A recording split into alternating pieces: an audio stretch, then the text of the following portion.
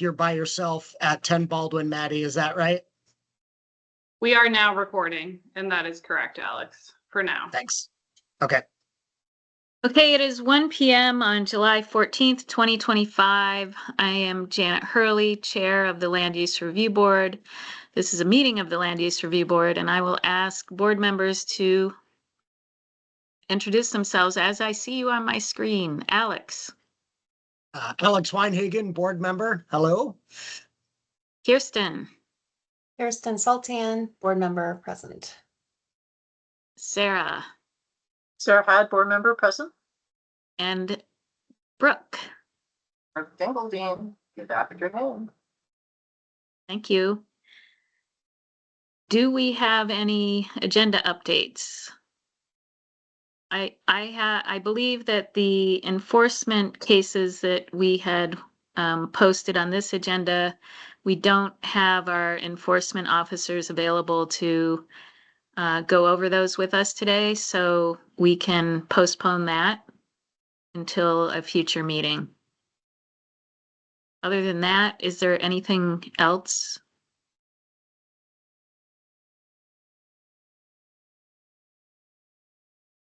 Anybody think we need a motion to do that?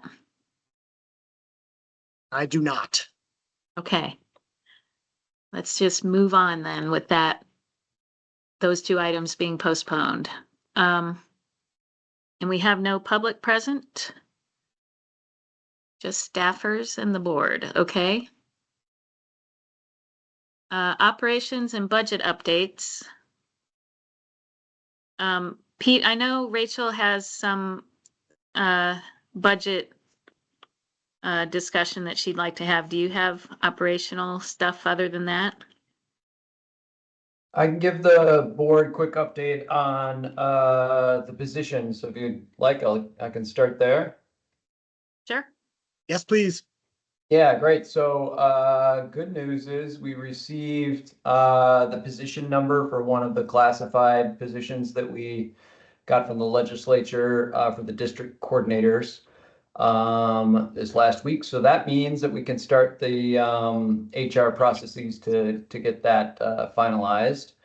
And we also were able to do the juggling we needed to do to switch the expiration dates on the ARPA district coordinator positions, meaning that then we can start the hiring process for that open vacant position with the thought on that position that it would be filled, and then with a great candidate, we would do the same thing that we're doing currently and transition that individual into a classified full-time position, being the second of the two positions that we received from the legislature this year.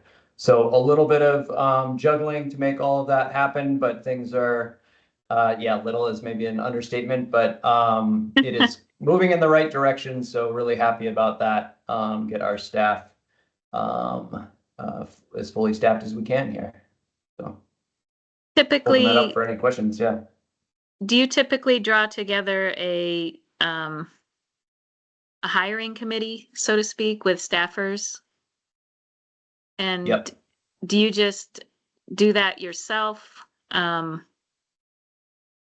Yeah. So just for example, the last district coordinator position that we hired, we had district tech on the committee, the state coordinator, and district coordinator, two district coordinators on that hiring committee to hire an individual. So yeah, plan is to convene that for the ARPA position and get the best candidate we can. And once we get the posting and all of that stuff, I'll make sure that that gets shared to the board. You guys can share that with your networks, and we'll get it out there. We work through the HR recruiting process that gets it onto various streams and platforms as well, but certainly that personal outreach can be helpful in these situations. Kirsten. So Pete, you had previously shared that the decision was made to have these two coordinator positions be deployed as roving coordinators, east and west. And you'll probably recall me mentioning that there's tremendous value in having someone also be assigned to a district Yep. to help with all of the non-application, non-JO, just kind of regular district and for various reasons. And I wondered if you had considered the possibility of having the position be split between, sort of part-time to the district and part-time rover. Had you considered that option in your review of what would best serve the organization? Yeah, I had considered the broader question that you raised, but I had not considered like some sort of a split situation. I mean, that is something that we could institute and put into play down the road if that seemed to make sense. But I will just say, in terms of some of the additional work that happens in the district offices, the roving positions, although are not, taking initially in a lot of calls because of the nature of how that's structured, they do provide coverage for districts. And when they do that, they will oftentimes take intake, from the district office directly, a phone call that comes in or whatnot. And they will oftentimes then follow up with that as a pre-application process and maybe even take that application forward along the way. So there is some integration about that. But I have asked the district staff that have worked in those positions for their thoughts in terms of how that might work going forward too. Because it is a unique piece of that roving coordinator where it's a little bit different than somebody who's directly assigned to a district office. I think it's a huge difference from my experience in the coordinator role, and I would encourage you to solicit input from the coordinators if you haven't already, Mhm. and to consider, having it be split, like look at what are the two busiest, most under-resourced offices and consider assigning at least on a part-time basis to those offices. So that's just my final input on that. So thank you. Yeah, thanks for that.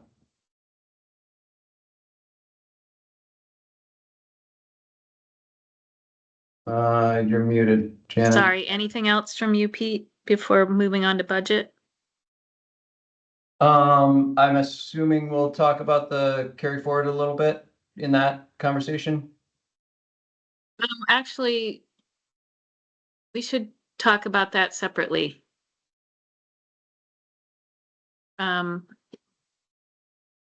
But we were looking for more information from our last board meeting at which we discussed it. We recommended getting some pricing information together so that we could make a more informed decision.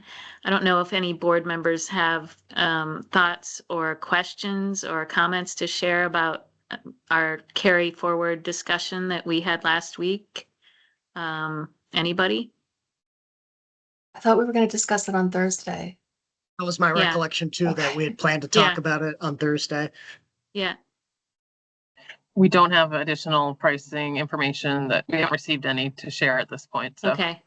Okay. hopefully we'll have that for Thursday. Okay. Yeah. Jump the gun. Yep. Okay. Thanks, Pete. So Rachel, you have been thinking about the annual budget process and have some thoughts to share with the board here about that. I do, thank you. Now that we're 14 days into the FY26 budget, it's not too soon to start planning for the FY27 budget. Never too soon to start planning, right? So I guess I wanted to, knowing that this is going to come before the board for a vote, that there's other priorities on people's dockets for the next couple months. I just wanted to give a kind of a broad outline of what I was thinking about for timing to come to this board and talk about what does draft preparation of that budget look like. So the first submission that we need to put in for our draft budget to the governor's office and finance and management happens in early October. My hope is that I can get a first draft to this group in late August, and we would be able to, refine that budget throughout the month of September for submission in October. I don't know if that sounds like a reasonable time frame, but I think there are some vacations and other things to contend with. So knowing that we would probably have 3 or 4 weeks to kind of discuss it at a board meeting if that's necessary. I think I'm looking at doing a training for the board again sometime in August to kind of go through the overall process of all the submission deadlines for the budget itself and kind of the line by line instructions that we need to follow to prepare the budget. So looking to do that sometime in August, kind of nearby that first draft of the budget coming before the board. I think it would be very helpful for me if I could have 2 board members to work with over the month of July and August to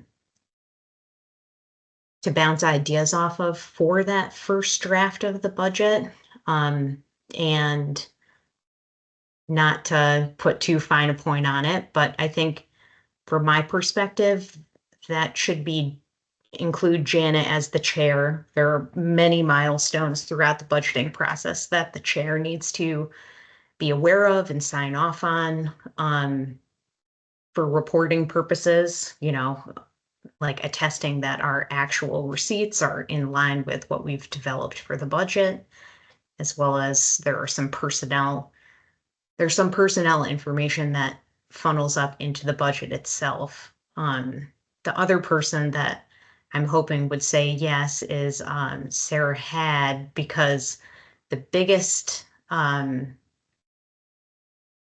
crux issue for the budget this year is really projecting special fund revenues, which are derived from our Act 250 application fees. The biggest variable to understanding those special fund revenues is going to relate directly to Tier 1A and Tier 1B areas. And Sarah has been talking with a lot of municipalities about what the initial rollout of those who might be applying to us in the next 1.5 years or 2 years. So I think that it would be very helpful to have that insight when developing our special fund revenue projections. I don't know if that's amenable to this board or if you have different ideas, but that was just a general concept from my mind. Sarah? I'm happy to accept. I've had a lot of background and experience with budgeting and projecting, and I'd be very happy to help.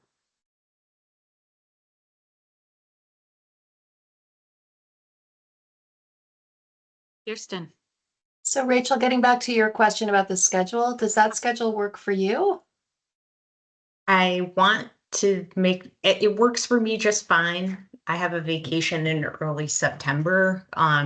So I wanted to make sure that we all had enough time to discuss this before a submission in early October. I think the other thing that there's a change this year to the budgeting system. We've operated out of a certain system for many years, but they're changing it this year.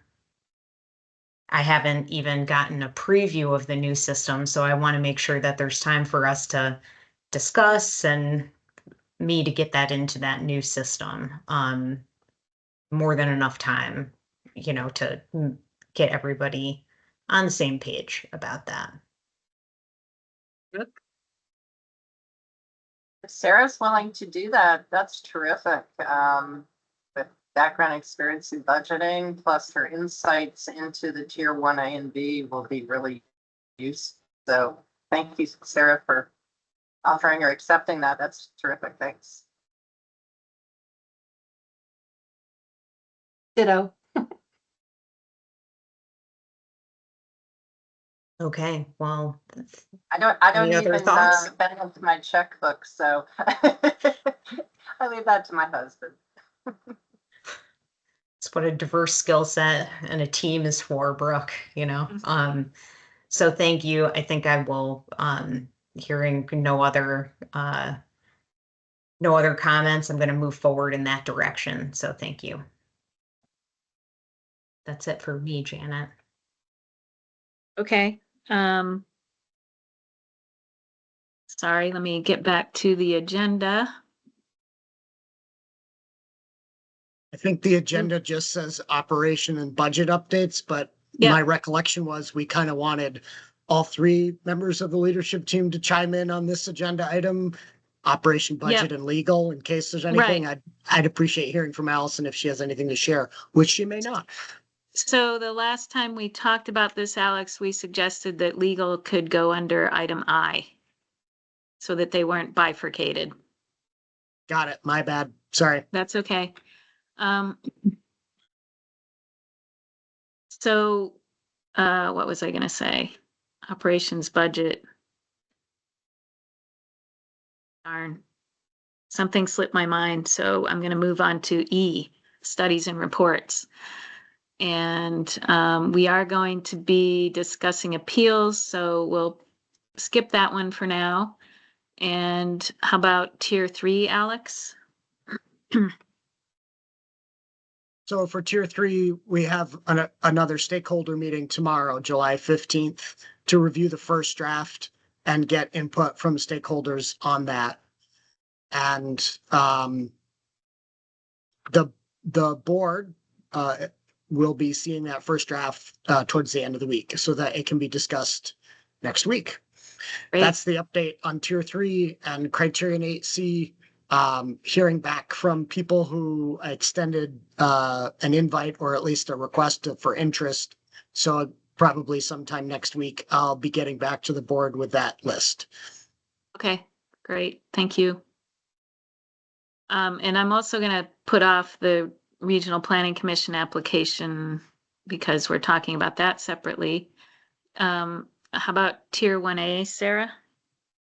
So I think there are some questions raised with tier 1A that I'd sort of posed within the regional plan process. I got a couple of scragglers last week that I'm working to incorporate their comments and have some questions for legal, as well as some things that will be resolved through the regional plan process. So as soon as I have those together, I will look to get something back out to people with some responses. Hopefully another week or so. Okay, great. And Kirsten, I know you were going to be meeting with some staff about implementing wood products. Do you have anything to report there? We're Not meeting yet? on Wednesday this week. Okay. No. Okay. So that was a quick studies and reports line item today. We were going to spend time talking about the tier 2 report that we are tasked with. And I had asked that people just, sort of revisit that charge in statute, or not in statute, but in Act 181.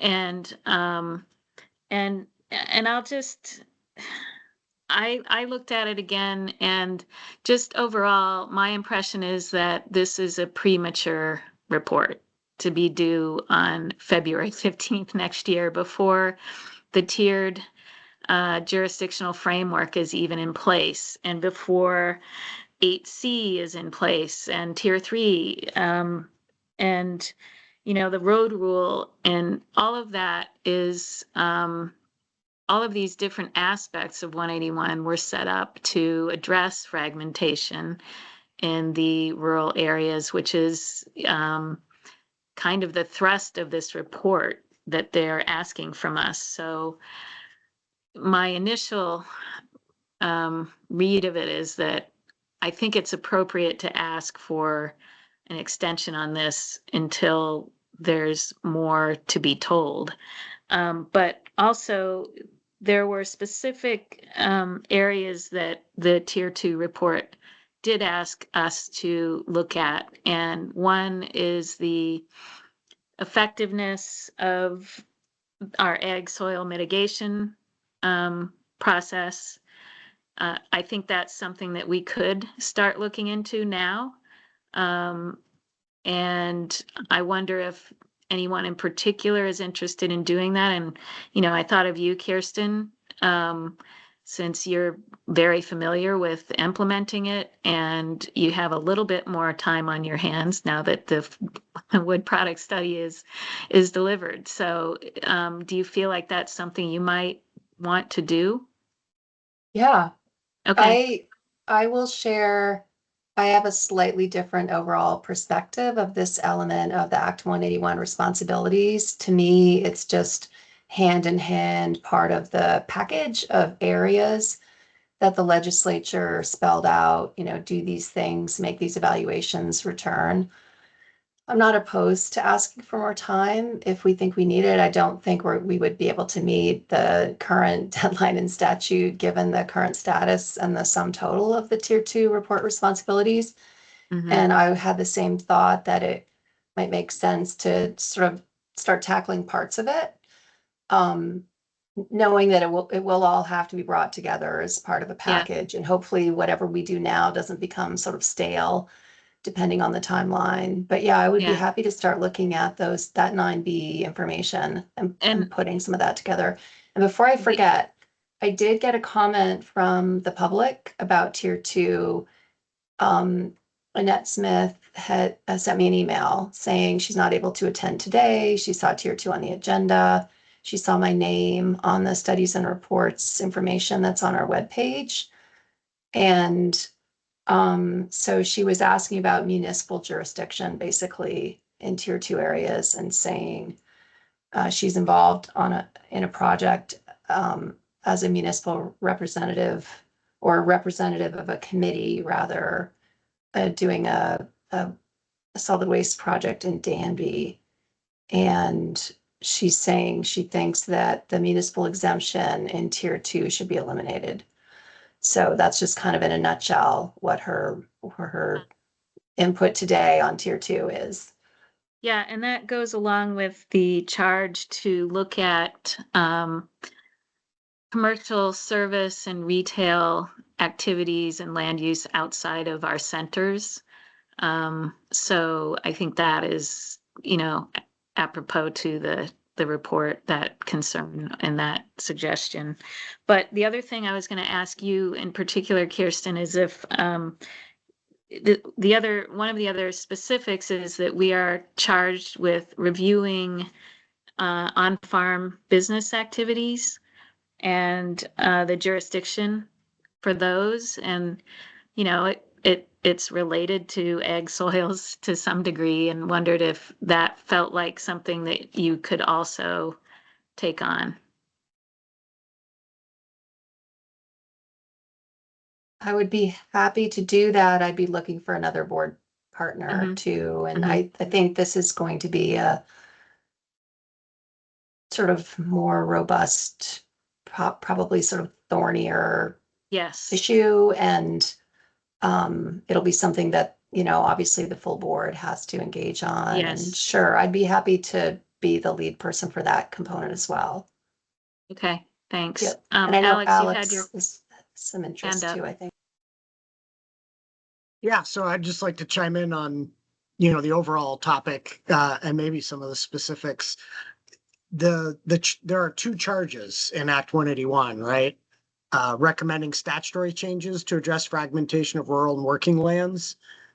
And then the second one is to address how to apply location-based jurisdiction to Tier 2 areas while meeting statewide planning goals. I, like you, Janet, feel like it's premature on both of those fronts. And recommending statutory changes in particular seems seems premature.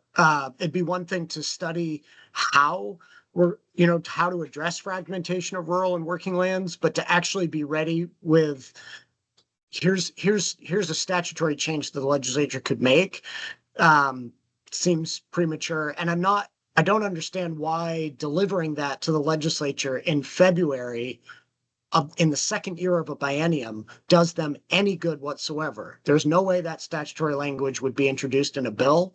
It's past the deadline for submitting bills, so they will not be able to take any action in 2026.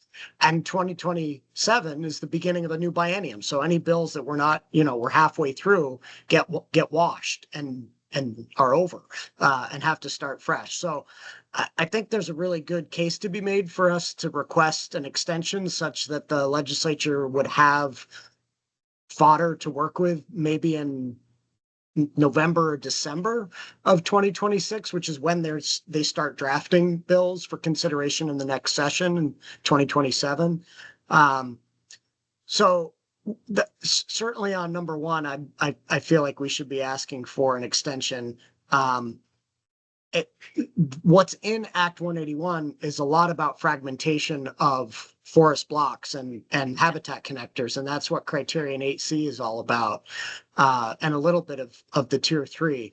Fragmentation of, quote, rural and working lands while allowing for development, a little less clear what was meant by that. So I think it's going to take some thinking to sort of get our hands around what that really means. In terms Some of of that, some of that, they do say the intent of this subsection is to encourage clustered development, for instance. That's said twice in Act 181 for the road rule and can't remember for what else right now, but continue, sorry. Yeah. So with regard to the second charge, which is to have recommendations to address how to apply location-based jurisdiction to Tier 2 areas. I'm all about that. I like location-based jurisdiction, but again, it's premature. Like how do we talk about moving location-based jurisdiction into Tier 2 areas when we haven't figured out how to do it in Tier 3 areas yet? And we won't have done it by the time this deadline rolls around. I think it's a logical request for an extension based on what you said, Janet. I'm just sort of reiterating that. But nested within the second charge are these three areas that they specifically wanted us to address, which you mentioned, and Kirsten just volunteered to help with two of them. I do think we can talk about those and say something about those. Not in the context of a fully formulated location-based jurisdiction plan for Tier 2, but in the aggregate about how they're working, how they're not working, and maybe that will help be a stepping stone for eventual recommendations about Tier 2 location-based jurisdiction. So I think, and this is my closing thought, I'll let others talk, but I think that we have sort of two options here. One is we need to get started. So I appreciate Kirsten, pushing us on this to get started. And I think we should. But I think we can either ask for an extension or we can make recommendations, and those recommendations can say things like, this is what we think the scope of the issue is, and it's not ripe. Our recommendation is to hold off on taking any action until we have more experience and time has passed. So I'm not sure which way the board is more interested in going, of like issuing the report and, in some cases saying it's premature and, we did some, but not very much, or to what extent the board wants to ask for a formal extension and wait to hear, and hear back on that, hopefully at some point. Yeah. Rachel, you've had your hand up. Wanted to offer for the Criterion 9B analysis that Kirsten offered to spearhead. We have some data around that, Kirsten. If you wanted to reach out to Aaron and I whenever the time is right, we're happy to share that information with you. That's all. Thank you. Sarah. So I was going to just sort of echo a little bit of, or pick up on what Alex was saying. The way that I read the first requirement about recommend statutory changes is that is the results from our wood products, tier 3 and 8C reports and rules. And so without having that in hand, it's hard to answer. I think that having that factual data to back up statutory changes is something that would be well worth waiting for. I'm not sure what we frame that as in terms of a request for an extension, or if we simply put into a report and say that these things are forthcoming. I think that we can break up the others and start moving the ball forward a bit in terms of research. And I was going to volunteer to take on the 9L one, that component. Because hopefully I'll have tier 1 wrapped and can move into that. And I would also love, I think that's going to need to be mapping some existing permits and some of that data, and might also be needing some staff support on that. But I think that's something that's doable in terms of doing some preliminary data work on. And just to respond to what Sarah and Alex suggested about, one option is to produce a report in February and say, we think this is premature. I think that's such a waste of time, and I think we really should, and I think that we have partners in the legislature who would understand that, yeah, you're right, it's premature. So I'm willing to take that up with committees of jurisdiction in the interim, and suggest that this date needs to be moved out. We really do want to think about this and give you, reasoned and wizened recommendations. So, Brooke.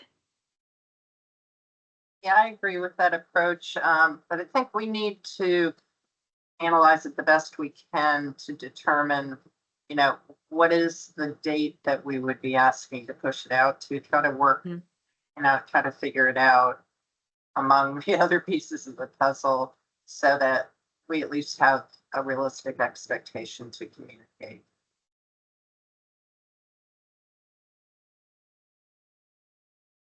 Kirsten? Yeah, so I think it makes sense to ask for an extension, but with that, I think it'd be helpful to provide just kind of a brief status, report, just like a letter format. Here's the work that's occurred to date, to brief synopsis so that the legislature can see, that work has been getting underway. Great. Alex? So procedural question. Sounds like we're all on the same page about requesting an extension. How do you do that when the legislature is not in session? The committees of jurisdiction aren't meeting. So is it just, do you know, Janet, or does Pete, do you know how you do that? Pete, do you know? Yeah, my suggestion would be to send it to the chairs of the committees of jurisdiction. Drop them a letter and give them a heads up. But I agree with everything that's been said here, just making sure that you have, well-reasoned deadline. Alex, you suggested November of 2026. There's certainly some reasons there in terms of, timeline that way, and then just your reasons of why it makes most sense to push this out. Happy to help out with that process. And I think November is too soon as well, of 2026, maybe a year, push it out a year. I don't know why they selected February 15th, and I can ask before I draft a letter. I can talk to Representative Sheldon and Senator Watson, yeah. So it would be Senator Watson. Yep. Yeah. Watson. Yeah. So I do think that the commercial farms, commercial activity, accessory on farm business, there's a lot there. I was part of the Vermont Planners Association team working on that over with a stakeholder group that the Agency of Agriculture helped put together a couple of years back, and that went through multiple iterations, and there's been a variety of bills, as we all know, that have happened over the last couple of years that have tweaked that a little bit. I think it would be nice to hear from Representative Sheldon and Senator Watson as to what else really needs to be done on that front. Whether some of the bills that passed in the last 2 years have some impact on the priority of that particular item. So just something to query them on once you're able to engage them. Also on that particular item, we have a lot of appeals in that realm. And as a programmatic policy sort of housekeeping thing is something that I feel like we need to be wrapping our heads around and making recommendations even internally about how to address on-farm businesses. So I agree. yeah. Yeah, I do too. I think it's ripe for rulemaking, frankly. Yeah. And if I were to give an update, if I was the one giving the update that Kirsten recommended with this request for an extension, one of the things I would mention is that the old NRB rules, basic Act 250 rules, are over a decade old, and that it's our intent as a new board to get after those and update them, but we're in the process of implementing Act 181, and so we can't quite do it yet. Yeah. And that it's some of these items, especially the on-farm business item, seems ripe or could be ripe for rulemaking if they just give us the time Yeah. to get there. Yeah. Yeah. Agreed. Or guidance. Yeah. So anything else on tier 2 at this point? So I'll reach out to the committees of jurisdiction for some preliminary conversation about it and report back and with the idea, at least at this point, of developing a memo to ask for an extension. Sound good? And then in the Yes. interim, Kirsten and Sarah have offered to work on aspects of research that would address some of these charges that are laid out. Okay, Pete. Janet, I'll just mention that the report goes to the House and Senate AG as well. Yeah, I was committees, gonna so we should ask, make actually. sure we'll reach Yeah. out to them as well. Yeah. Yeah, thanks. Yep. Alex. Yeah, we still have a little time on the agenda. Yeah. I'm curious if anybody wants to talk about the first charge, statutory changes to address fragmentation of rural and working lands while allowing for development. I said, what does that even mean? It seems very general, but I'm curious if folks are willing to entertain the conversation today. Yeah, I think. What I do think people that- think that means? Yeah, I think that's a good idea. And I think that, for instance, the road rule, that's the one where it was set up with the intent to encourage clustered development and avoid fragmentation. Clearly, the legislature thought that was something that they were ready to implement to address this, but also Criterion 8C had the same, similar intent to discourage fragmentation of forest blocks and habitat connectors by encouraging clustering of development. So, are they asking us for, further ideas that, that they didn't feel ready to implement there? Or are they asking us to sort of assess whether those are going to help before they even get implemented? I think that it's specific to the tier 2 areas and the way the legislature sort of broke this up was they felt like we're dealing with location-based jurisdiction through tier 3 and tier 1, and tier 2 is just the catch-all, and it's likely to be the bulk of the state of Vermont. So I see this section as being help us legislature, Yeah. you know, help us with the rest of Vermont and the rural and working lands therein, with the understanding that the road rule, as you said, does Right. speak to some of that. And so does 8C. Well, I think 8C is less so, you know, it's specific to forest blocks and habitat connectors. It has nothing to do with agricultural working lands, and the fragmentation of those. Yeah, yeah. Well, um, I suppose the other thing that had occurred to me when I was reading this is that the 10-acre versus 1-acre trigger in tier 2 is something that we might want to be looking at. Brooke. Oh, you're, Yeah, yeah. I looked at it as like, well, encourage, what does that mean? Does that mean you put up obstacles for what you don't want so that they'll do what you want? Or is there some incentive or less regulation for the things that you want? And it's the status quo on kind of the rest, you know what I mean? So it's like, I'm not even sure what the mechanisms are in this setting to figure out place-based jurisdiction. So I'm kind of looking to our planners to give us some ideas about, you know, yeah, what does that, what is the intention here and how do you accomplish it? Alex. Yeah, so Brooke, I think that fragmentation of rural and working lands can take a number of different forms. And I think Janet's point about the 1 and 10-acre distinguishment is a big one along those lines. How many lots you create and when you trigger Act 250 jurisdiction, I think has a lot to do with how easily it is to fragment the landscape into, you know, smaller lots without review.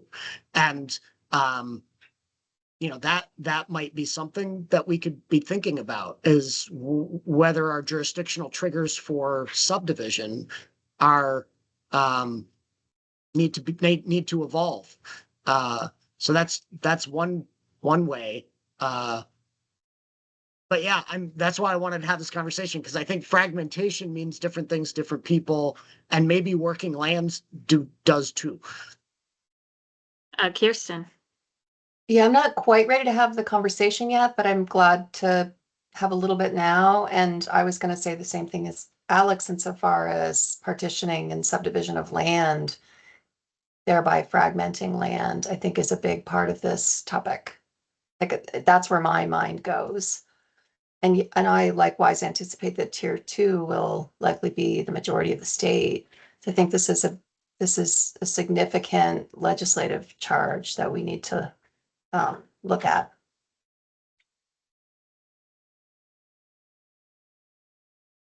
We still have plenty of time to discuss this right now, if you have any more thoughts. And we still have my brain is racing, and so I'm trying to articulate them, but while I'm thinking at the same time, which I think is why Kirsten is saying, let's make sure we talk about this again. Yeah. Sarah. Lots of thoughts. And I'll just try and frame it in the positive too, is I think while we have to also talk about fragmentation, I think we can also talk about the historic wins that we've had with Act 250, where we have had through the Act 250 process, set asides for instance, some of our prime ag soils, some of those other conserved areas. So I think that to have a robust and meaningful conversation, particularly with some of our stakeholders over the years, like VHCB, would be good to sort of have that broader perspective.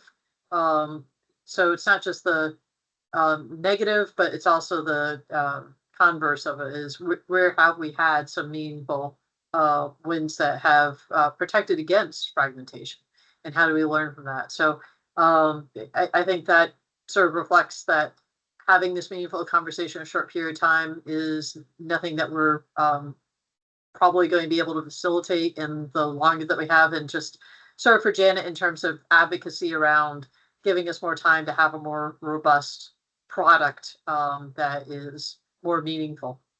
Yeah. Thanks. Alex? I really like Sarah's suggestion. I like the idea of pulling from our Act 250 database projects that are good examples of how a property was subdivided or developed without fragmenting the land base. I totally agree. I think we should be pulling from our experience with that. So hopefully we can leverage our district coordinators and Aaron and Pete to help us pull out some of those examples.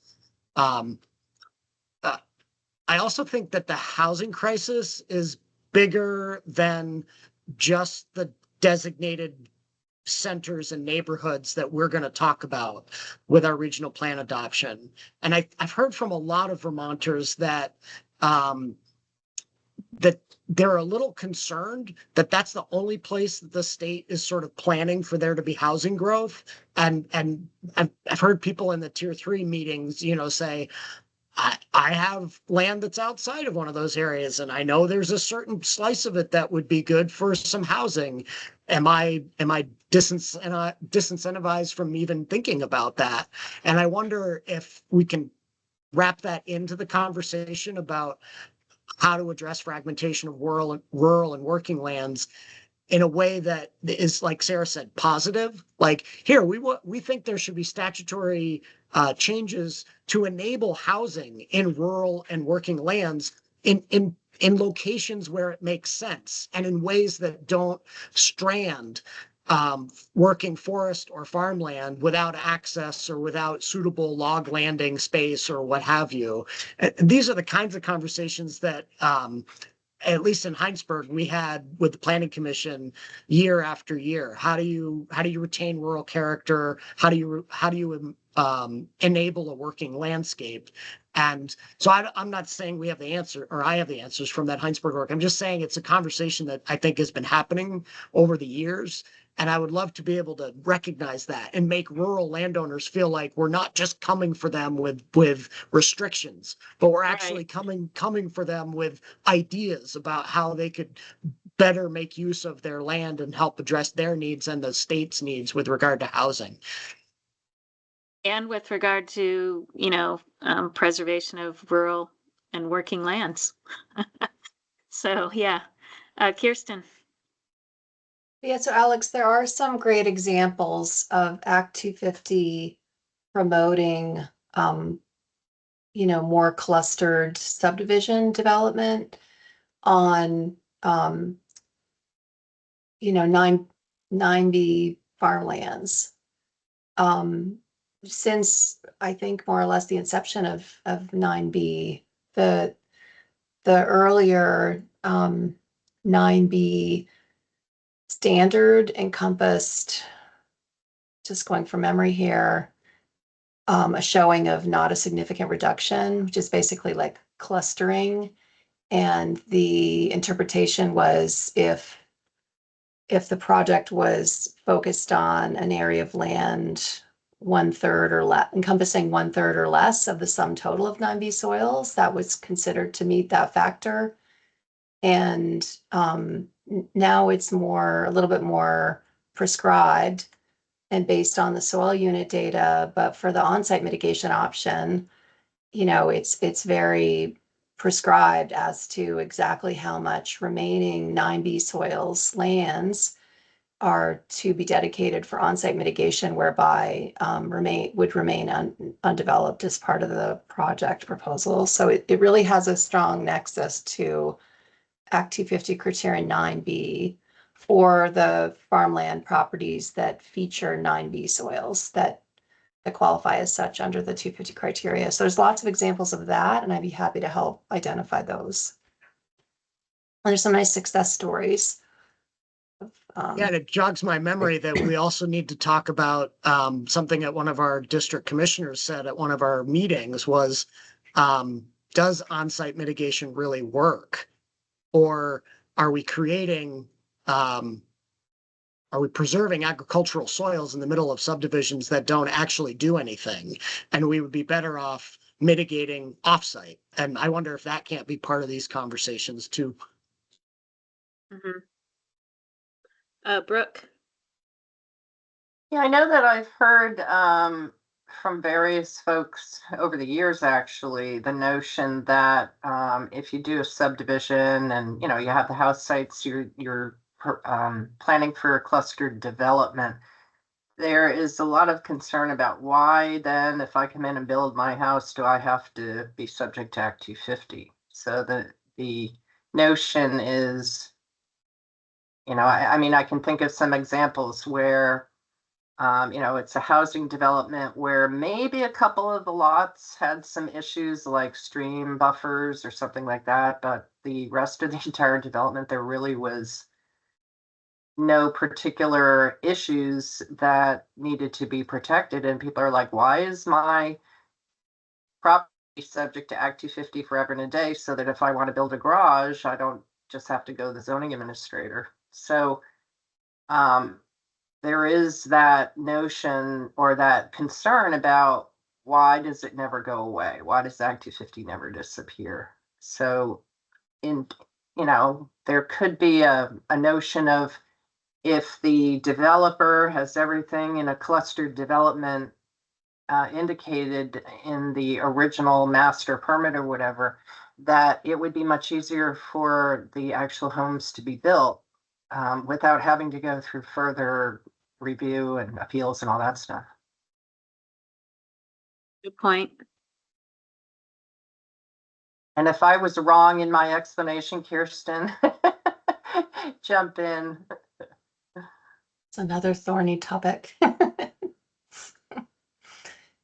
like it though. It's Yeah, to something one of the stakeholders in the tier 3 process mentioned, which was, it seemed in his mind, he said, it seems that when the state creates regulations, that in the more urban areas and the more developed landscapes, there are incentives that come along with those regulations. And in the more rural landscapes, there are just restrictions.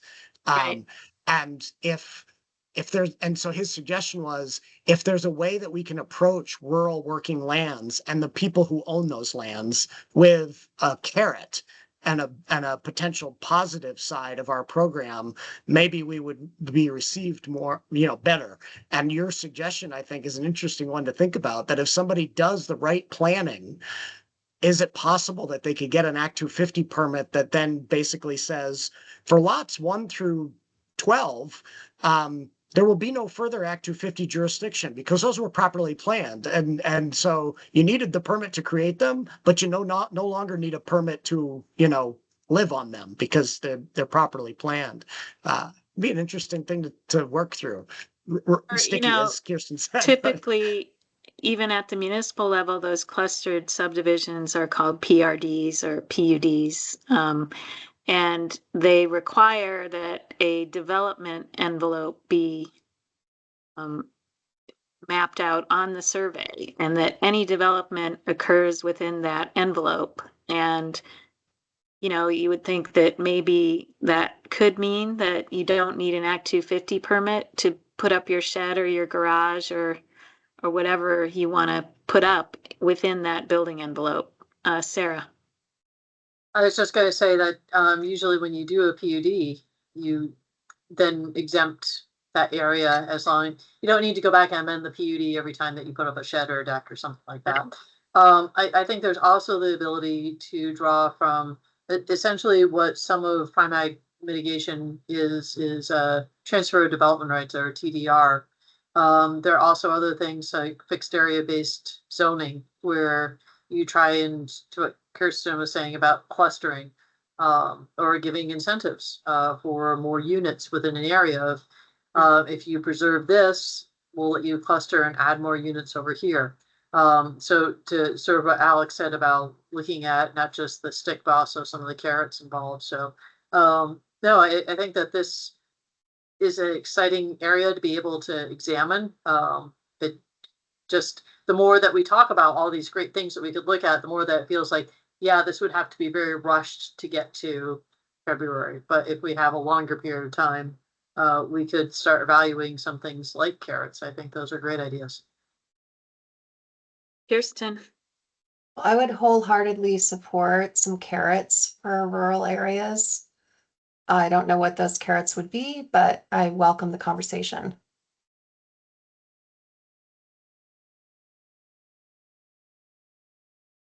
okay, anything else on tier 2? Reporting and examination and thinking.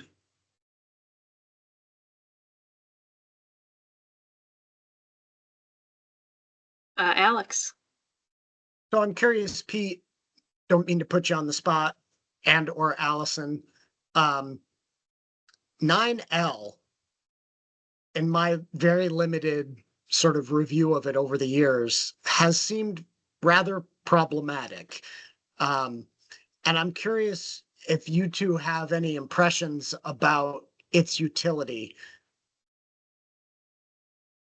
And if you don't want to be put on the spot, that's totally okay. We have time, so I figured I'd ask. I bet you our lawyer will not want to be put on the spot. But Pete, how about you? I will abstain for the moment, but I appreciate the question. Yeah, I would just say it's a good area for conversation. For sure. I mean, we did have that recent Supreme Court appeal on 9L. So that, that does give some credence to the guidance that we put together, but whether, on a broader level, it's working, something that certainly would encourage the board to be looking at and trying to figure out the best way to utilize it, for sure, or change it. I am sure that we all read that decision from the Supreme Court on 9L, which sort of overturned the lower court's ruling, but not really, just took it in a different way. But even with that very illuminating reading, if we're going to talk about it, it would probably need a little bit of a training on what the heck it is, because it in my mind, it's always been a bit squirrely, and it's not as easy to explain in my mind as, say, 9B. Ag soils are mapped. You know where they are. You're going to impact them. Okay, we have some percentages and some, formulas. But determining what sprawl is and whether I guess what I'm saying is I would appreciate a little bit of guidance and training on that before we dive in whole hog on 9L. That's a great suggestion. We can make that happen. Kirsten? I just wanted to point out, we do have some 9L guidance. I don't know if board members if everyone's familiar with that or seen it or. I have not actually reviewed that, but it's very detailed. Okay. There's a lot of work that went into it, and I would encourage everyone to look at it as we take up 9L. Yeah. So let's keep this in mind in our agenda setting meetings. But also maybe a 9L training that Pete, maybe you could be the lead on making that happen at some point in the coming months. Yeah, and Jana, per Kirsten's suggestion, I'm happy to look at the guidance again. I have read it once, but I can look at it again. And so my ask to Pete would be more of, if there's something beyond that, if there's something more that you could help us with beyond what's in the guidance, then I think a training would be helpful. If it's just read the guidance, I know how to read. I don't need a training to tell me what it, to read it. Yeah, thank you. That's a good point, Alex.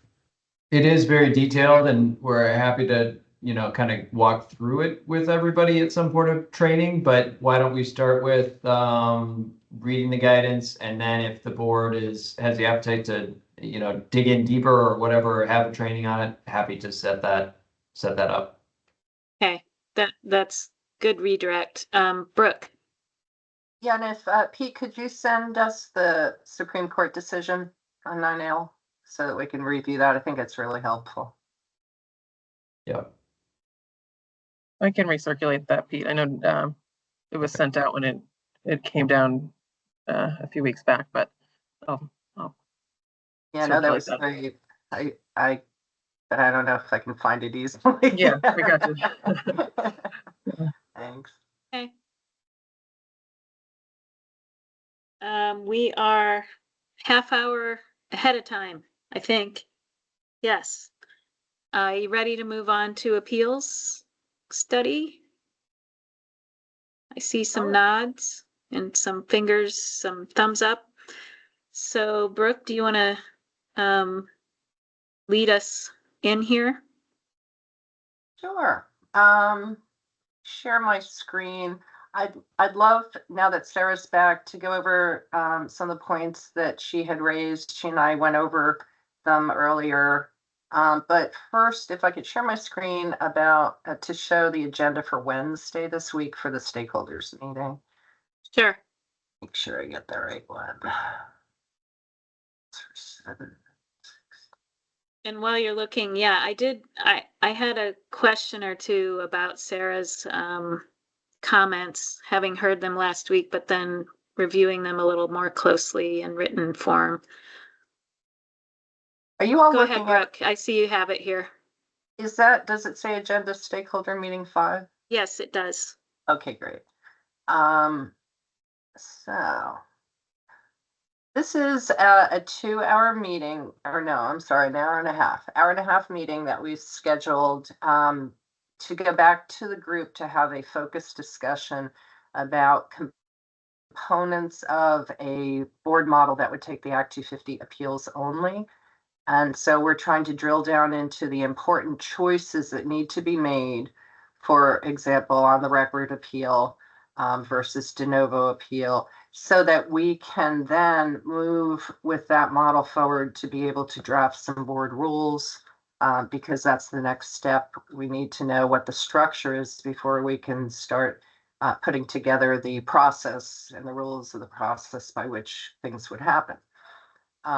So based on the prior discussions with the board, it sounds like, and I wanted to be sure that we checked, now that Sarah's back, sort of what our direction is in terms of going back to the stakeholders. But what I was hearing is that most of the board felt more comfortable leaving Act 250 enforcement cases with the court.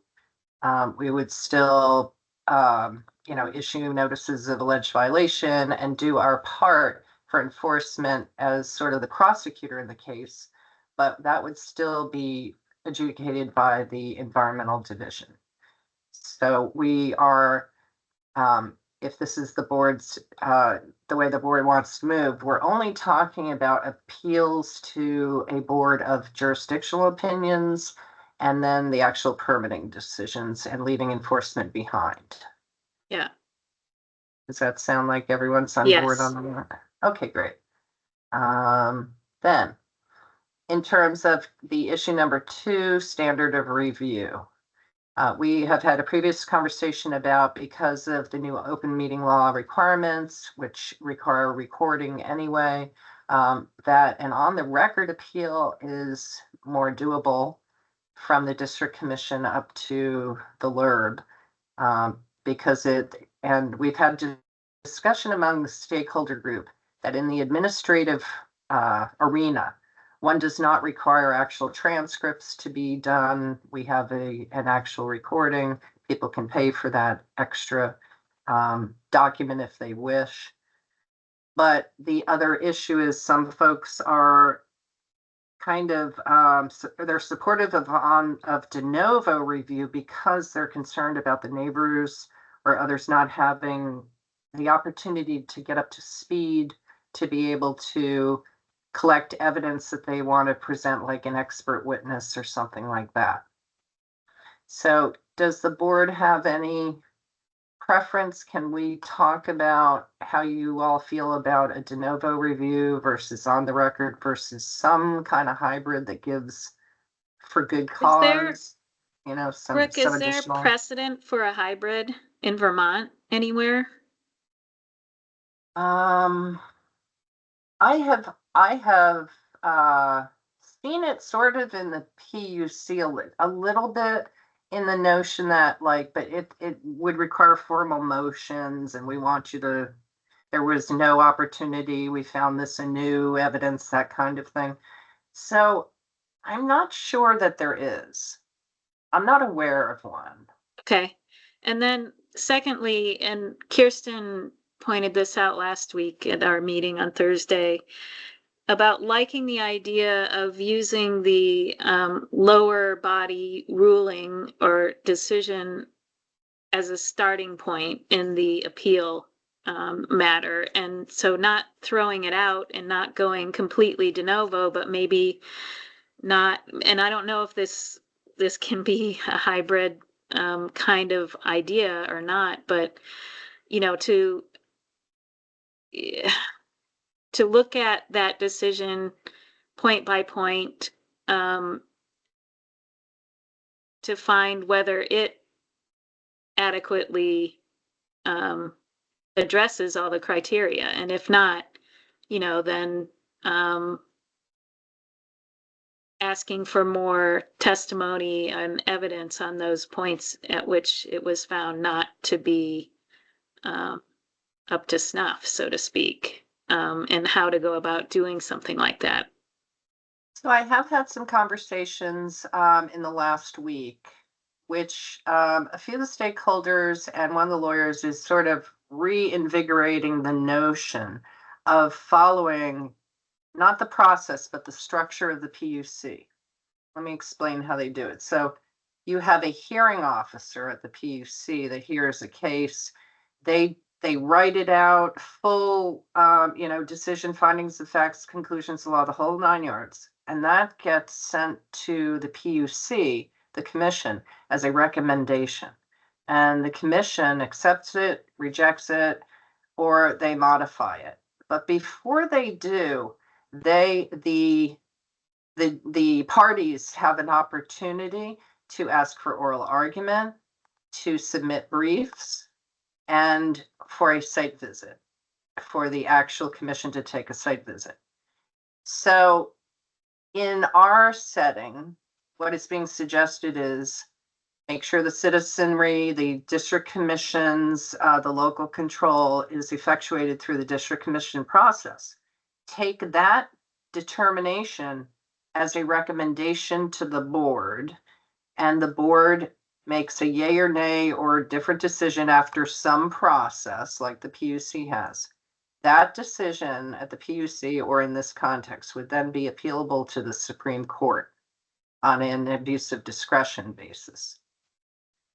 So it would pattern itself after the PUC. It's a suggestion a little bit different than actually sitting as an appellate board to either review the record or to take new evidence. It relies on stuff below, so it is definitely like an on the record review. But it has a little bit of opportunity for then that other process to be asked for briefing, oral argument, and site visit at that level. So that is a suggestion that has been made. It would be a little bit different, but it would be patterned after something very, another permitting program. And that would require a lot more discussion, I think, back with the stakeholders, because that, it's been mentioned, but it has not been pursued in conversation to make sure, what are all the issues, and it's altering the jurisdiction and authority of the district commissioners, right? But it's a different way of reviewing what they do. Now, the disadvantage that I see to it is that every single case that's decided comes to the board, that's a heavy lift, I would assume. Versus, because like the PUC, they have 15 hearing officers and they only have 3 commissioners.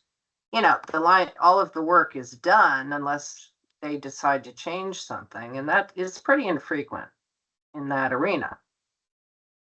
So that's the real con to that, is that we would have to touch every case instead of the 15 that get appealed. Alex? Yeah, Brooke, you just lost me on that. I had a comment, but then what you just said threw me for a loop. So I don't understand, in that model you were talking about, how we would touch every case. Wouldn't it still be, we would only be looking at the ones that were appealed? What did I miss? Yes, well, if you strictly follow the PUC, the hearing officer is just a recommendation for a decision, and then it gets signed off on at the upper level. So the whole case has to be reviewed, and the evidence and everything else for the commission to sign off on it. Yeah, Right, but before it gets to a hearing officer, there was a decision by a district commission that was then appealed that the hearing officer was reacting to, right? At the PUC, the hearing officers do not make the decision. They make a recommendation for decision. Now, it goes to the PUC. And the PUC typically signs them but they all go up. If it's a contested case and somebody wants to do that briefing or having an oral argument and still argue about it, they can in that arena. But every single decision is signed off on by the PUC. Right, and that's where it seems like I'm having trouble with the apples to oranges comparison, because the PUC is hearing cases in the same way that our district commission hears cases. We're talking about appeals of our district commission decisions. There is no corollary with the PUC, right? So it seems like we're apples and oranges here. I don't want a system, just to be clear, I don't want a system where every single Act 250 permit issued by the district commission comes up to our board. That seems, I don't like that idea, but I do like the idea of the hybrid system for decisions from our district commission that are appealed, where we can sort of have mostly an on the record review, but have a little bit of slack allowed for parties to present additional information specifically related to the statement of questions, to the issues that those parties have, the appellant has raised. That sounds good to me, even if there isn't a good example of such a hybrid system elsewhere to model it on. Yeah. So yeah, I hear what you're saying. And I agree. So the ones that are appealed, but in terms of that process that they normally go through, if somebody's like, wait a minute, I want oral argument. So everything is decided by district commission. The ones that are appealed would come to the LURB, and we would review the entire record.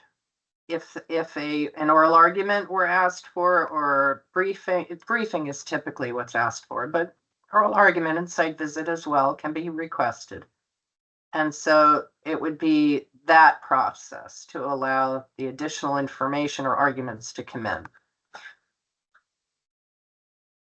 which is basically an on the record review plus a little more arguments. Does that sound like a reflection of what you're thinking, Alex?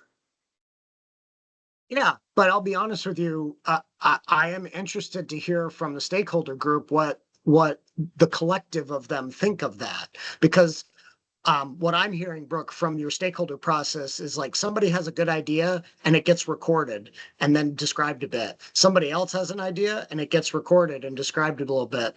And what I'm not yet seeing, but maybe you are, because you're making these things work, is I'm not seeing like where the collective of the stakeholder group is with regard to any of these ideas. Like, is this sort of hybrid idea something that multiple stakeholders think is a good way to go? So I'm sort of going to try to reserve judgment until your stakeholder process is complete and we can have the conversation with input from, the wider group, to the extent we can ever get that. Don't get me wrong. I do not think we're ever going to get true consensus from your stakeholder group on almost anything. But just a little bit more back and forth on any particular idea might be helpful for me. Yeah, all of these notions have been talked about as general concepts, but now that we're actually talking about, look, we have the logistical ability to do this. There's much doubt in the municipal arena about any kind of on the record review. And I'm trying to create something that's logical and that balances both sides from all of the input. But yeah, but I'm looking for some direction from the board about what are you thinking about this? Because I don't want to go down blind alleys with the stakeholder group, but lots of people have talked about the that it's logistically possible for sure to do it on the record. Kirsten? Before we go to Kirsten, I just wanted to ask you, Brooke, you just said that I think you said there was resistance on the municipal side for on the record. Is that what you just said? Right. I think Jim Dumont particularly has been very vocal about how unrealistic it is. Yeah. And yeah. I would just add to that though, that there are DRBs around the state who feel like they put in all this effort. They write, this findings and conclusions and a great decision with lots of conditions, and it just gets tossed to the side when there's an appeal, and they have, it's like a kick in the gut sometimes. And I think the court generally does look at their decisions anyway, and in the end affirms them. But I think there is room for some sort of hybrid approach, and even on the municipal side. So. Yeah, and in terms of, I mean, I would not suggest, given at least how strong it sounds like the doubt is that we could go to on the record for all the municipal appeals. My recommendation would be to stay with the status quo and leave it up to the municipality if they want to go on the record like they can now, where they have to take on the responsibilities of creating the record and all of that. So I hear what you're saying. Before we go to Kirsten, let me just say one other thing. My personal opinion is that on the record versus de novo is not that huge a difference. And I know that may sound strange, but it is the discovery and the motion practice, particularly discovery, that de novo opens up as a huge delay event. We have a case right now that our lawyers are monitoring that has been active for 1.5 years. 2 depositions and 1 set of interrogatories have been sent, and that's all that's happened because the discovery has been asked to be pushed out and pushed out. And so if you're in the administrative setting, even on a de novo, you can shut down, limit, reduce the amount of discovery that happens. You can say, everybody has to put your documents in by X date, and then we're going to have a hearing in 2 weeks. Depositions, no, you don't need to do that. Maybe, some brief interrogatories, that kind of thing. There's more flexibility when we talk about that administrative setting. And that is why, to me, a tribunal is going to look at all the information. Now, I know the idea of, gee, you have to do your dog and pony show below, and then you have to do it again. But I don't think that's too much of a burden. It really depends on all of the other pieces of the puzzle to try to reduce that timing scope issue. And the power of the APA is that you have that kind of flexibility. It's just that kind of boils to me down to that. Yeah, Kirsten. So when I was saying last week that I like the idea of starting with the record below and having the ability to add to it, I just want to respond to a little bit of what I heard today. I've never envisioned that a higher level tribunal review would go beyond what's identified in a statement of questions. I mean, let's say it's criterion 5 traffic that's at issue. Although I guess you can't appeal on 5, but whatever criteria is at issue, you just pull out the components of the lower level record to have available for review as part of that appeal review. But we wouldn't, like, whether it's a board or a court that's looking over that complete, or having available that complete lower level record, you know, it wouldn't be necessary to evaluate, the full breadth of the district commission decision and all the elements of that record. And also I was thinking, I mean, Brooke, you know, I'm hearing you say that is not it's such a huge difference, but I don't fully understand the potential added complexity of either option. So I'm interested to, you know, I'm not stuck on, oh, I think it should be this way. I just think that there's value in for some of the reasons Janet was just saying about, you know, these DRBs and district commissions put a lot of time and energy into their review and decision making. And, you know, it's nice to have all of the information and decision considered when there is an appeal of some component of it. So, but if that concept in of itself makes things too legally, procedurally complex, I'm not, you know, I'm not stuck on it myself. Sarah? I just to build off of what you were saying, Janet, of if just a different way of taking a look at some sort of hybrid is perhaps to use the tier ones as an opportunity. These are communities that will have the planning staff, have been putting in the extra effort, and maybe there's some sort of deference that could be given to appeals of municipal decisions within tier one areas.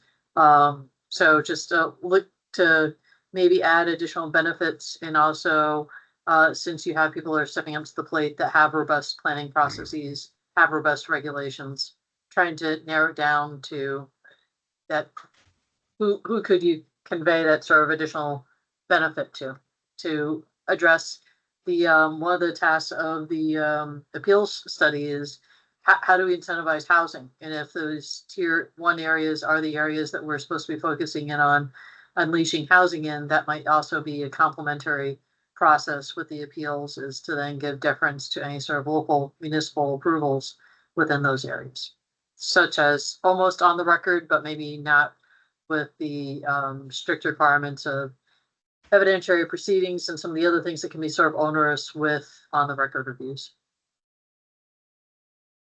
At the PUC on renewable energy projects, on like the orderly development criterion, which is sort of like town plan compliance, the towns have the ability to make a recommendation to the PUC.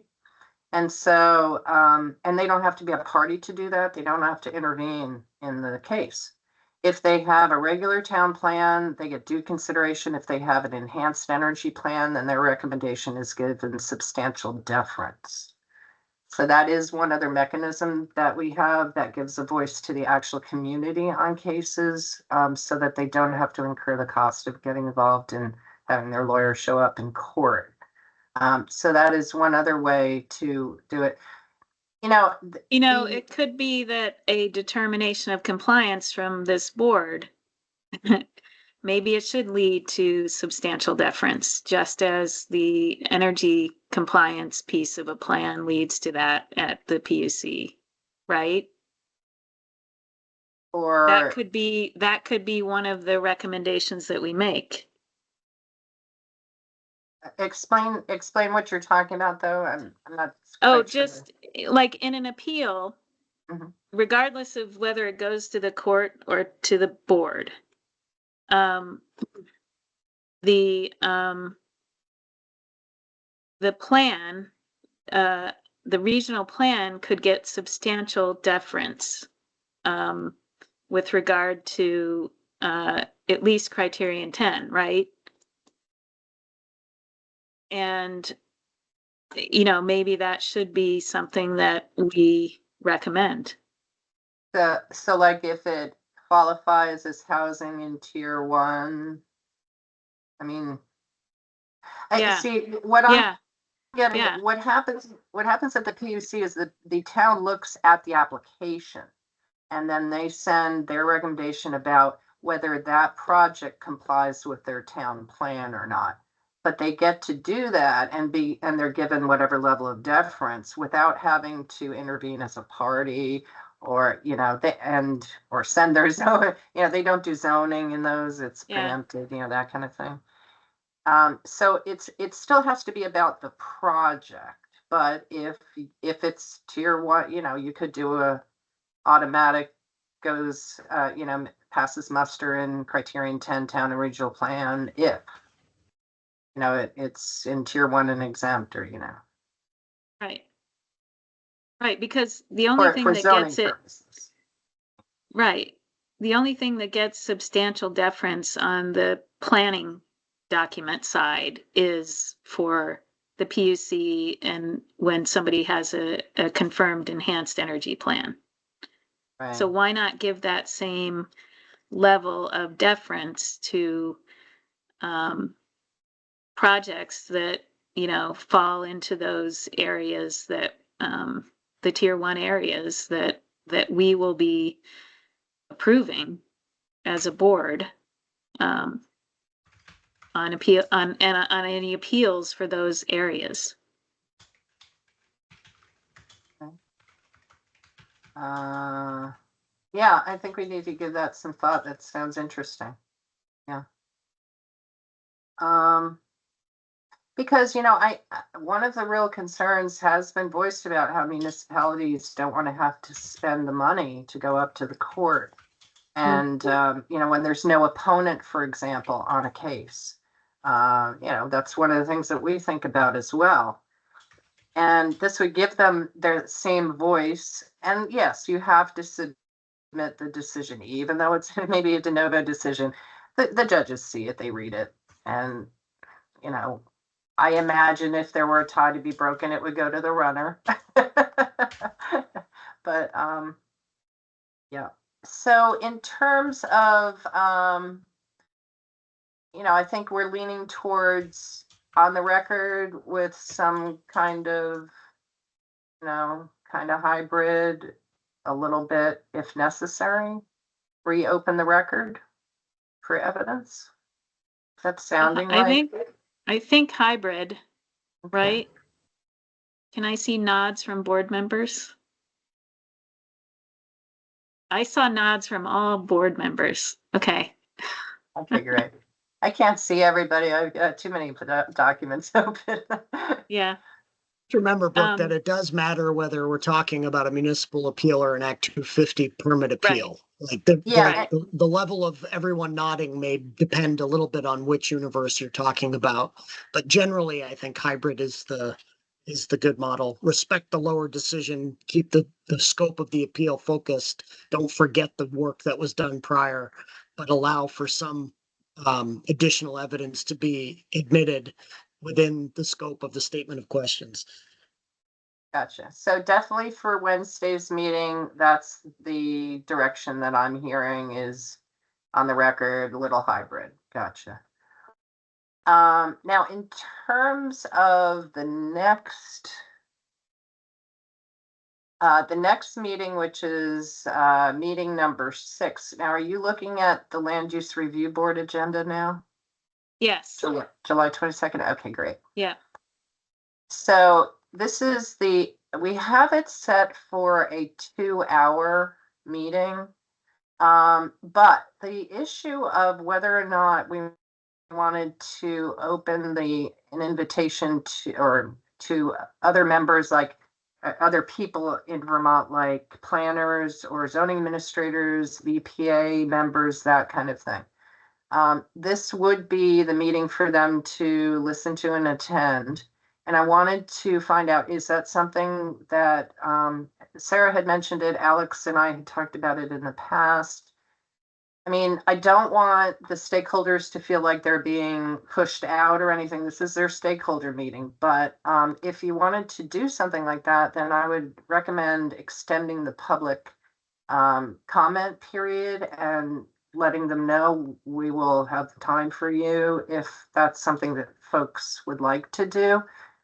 On the other hand, and Janet, I would look to you for this because, we met with the league and I feel like we got some direction or certainly like on the standing issue and petition standing, that kind of thing. Do we want to try to open up more of a public response at this point on the discussion on municipal appeals? And if so, should we extend our meeting? So I don't think you need to extend it beyond 2 hours. That's a long meeting. And I mean, I think these stakeholders for the appeal study I don't think that you need to worry about their feelings so much and feeling like they're being pushed out. I just don't feel like that's an issue here. And I think particularly if you're just sort of leaving the second half of the meeting for that broader comment on these questions, I think it's perfectly acceptable. I don't think you need to worry about people feeling put upon or ignored or whatever. Okay. And So, I don't think there's going to be a tidal wave of municipal participation during a public comment period anyways. Municipal officials are always being pulled in 10 different directions, and it's hard for them to, it's hard for them to attend something like this. So I doubt you're going to get a whole lot of people involved. So I agree with Janet, 2 hours, if that's what you want it to be, plenty long enough, a little bit of time for public comment, especially the few municipal officials who might want to show. Otherwise, your stakeholders are good, and a lot of the attorneys represent, not a lot, but some of the attorneys represent municipal clients, like you mentioned. So I think we're in good shape. I mean, great. you might get some municipal officials who are also planners who are, on the VPA listserv, maybe some zoning administrators.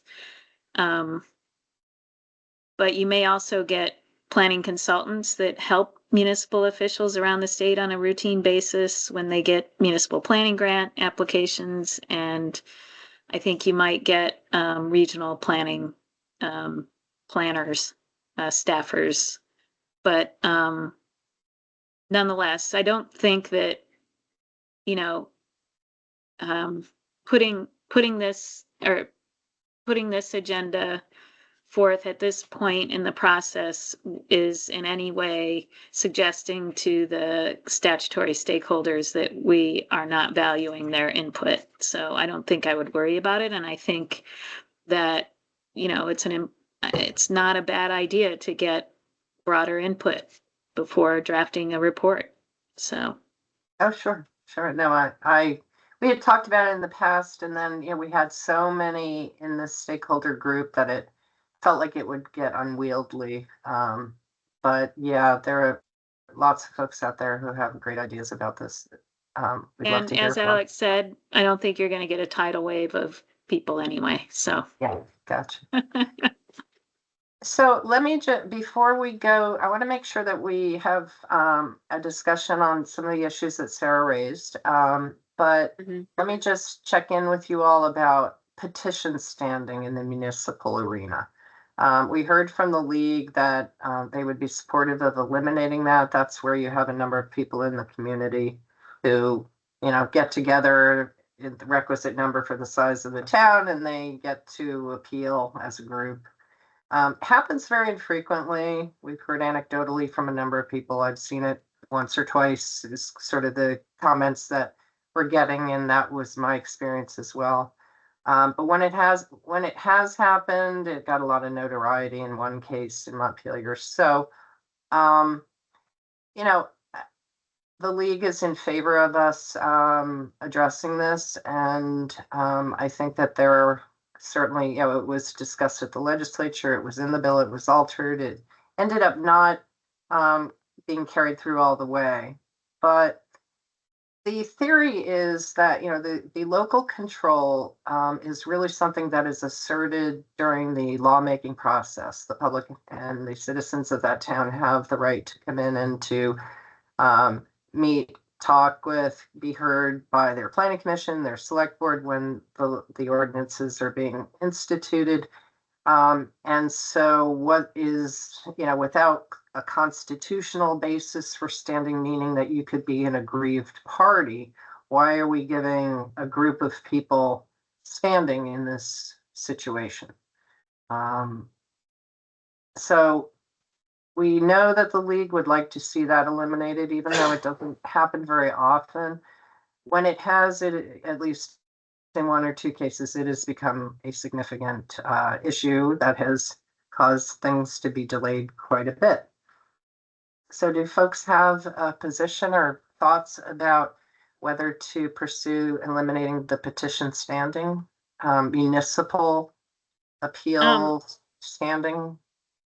I don't have a position at this point, but I would say that I can certainly understand the point of view that suggests that this is just sort of a backdoor way for people who didn't bother to be part of the planning process and the adoption of a municipal plan or a zoning regulation to, you know, it's a sort of NIMBY way to oppose development. At the same time, there could be, and this is a due process question, there could be municipalities that have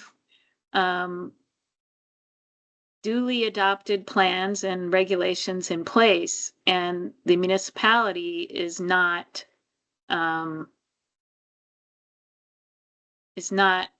following those policies and regulations. So in that case, should a petition of residents of that town be afforded this opportunity? So not staking this out one way or the other, but just to sort of present the two sides of the coin. Anybody else? Alex? Look at any of the other stakeholders beyond the Vermont League of Cities and Towns expressed support or an opinion on this question? I don't know that it's been asked Yeah, I don't think so. specifically, so I don't think it's a fair, I mean, it's not fair for us to answer that yet, maybe? What do Yeah, you think, well, Brooke? I don't think, we haven't had a specific discussion. I know it's been mentioned when people have been expressing concerns, particularly some of the housing folks, about trying to limit that kind of standing. But there's no conversation that I could even suggest could be a consensus. We just haven't gotten there.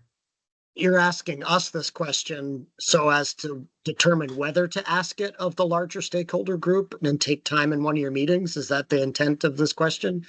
Well, I would, I intend to do that because I know it is an issue that the league would like raised. However, if the board has thoughts about it, that could give me some direction in terms of, if someone was like, no way, don't eliminate this. I think it's really important, as opposed to, it doesn't happen very often and maybe it's an idea.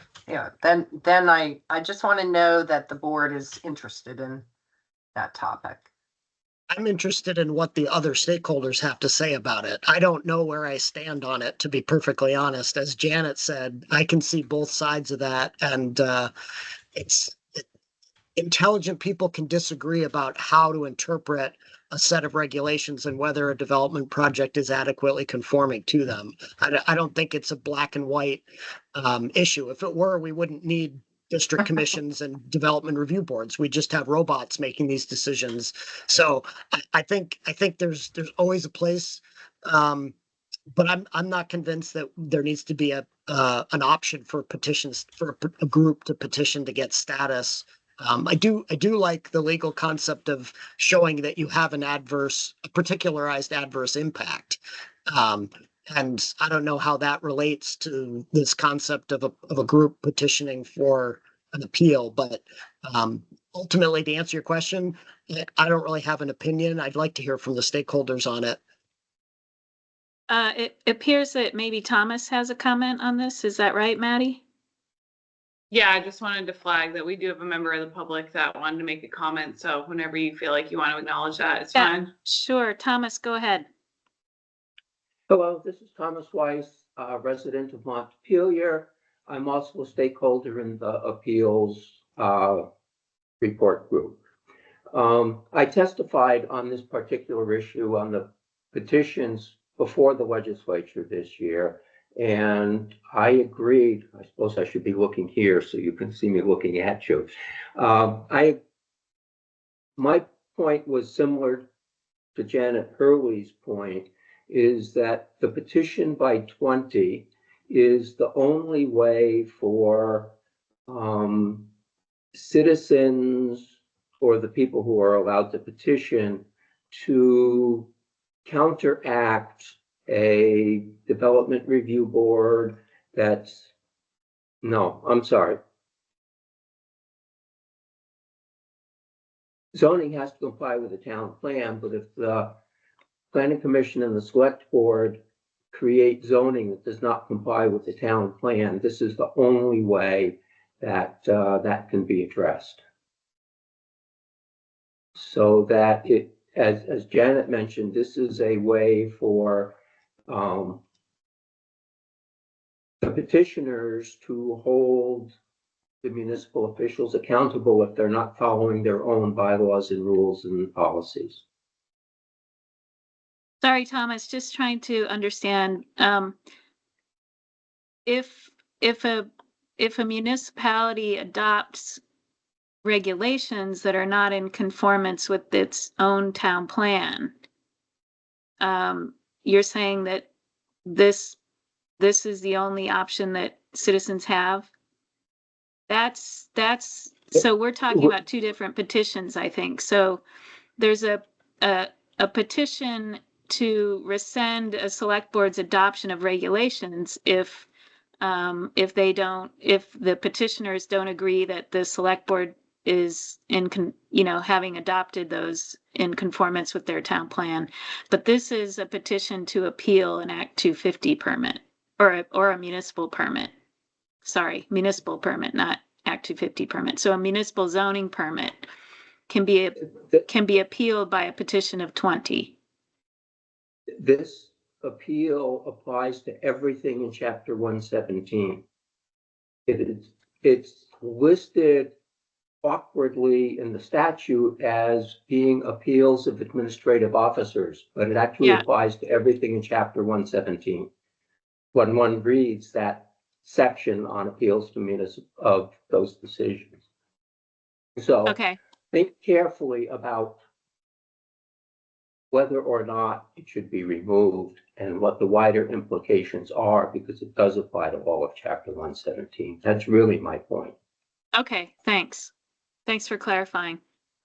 Yeah, and let me just respond for a minute, Thomas, because I kind of am in the same thought process as Janet. I mean, in terms of an ordinance not complying with the town plan or not, there is a process by which one can appeal that. Now, in the actual application setting, on appeal, if you, and Allison, jump in to correct me if I'm wrong, but if in this of the appeal, the questions are presented to the court that, this ordinance does not comply with the town plan, I don't think that's within the scope of that, the jurisdiction of the court with regard to an appeal of one particular case and the application of an ordinance to that case. Now, I do agree with you that, what I have referred to sometimes as boss hog justice, where the ordinance is used to say, no, we're not going to give you a permit, really, because we don't like you, or, whatever the reason might be. The implementation or application of the law in terms of that being illegal or not, that it's arbitrary or capricious. Yes, I agree with you that if there's a decision made and there doesn't happen to be an aggrieved party who cares or is aggrieved, that kind of thing, then I see it's a safeguard to make sure that your people that you put in the decision-making positions are in fact, there's a safety valve. There's a way to make sure that even if there's no neighbor to complain, that the implementation of the law is correct. That's where I kind of see the line of demarcation between these two. So very, very important issue, and I appreciate your input on it. Really thought provoking. I think there is a distinction too between appealing the adoption of regulations and appealing a permit issuance, because when there's a petition to appeal the regulations, the land use regulations, it requires, I think, a 2%, 2% of the registered voters of the town have to sign on to the petition. Is that not right? We can check that, but Yeah. but I think there is a distinction in the two types of petitions. If that is in chapter 117, then chapter 117 apparently has an internal conflict because it doesn't limit the petition of any surprising. 20. Thomas, I think that internal conflict does Anyway. exist. I think you're right about that, but I think Janet's also right that regulations being adopted by a municipal body and then appealed has a much higher threshold. You have to get a lot more signatures, and then it forces a townwide vote, which is very different from what we're talking about here. Just 20 people. Yeah. Yeah. So we'll look into both of those things, Thomas. Thank you.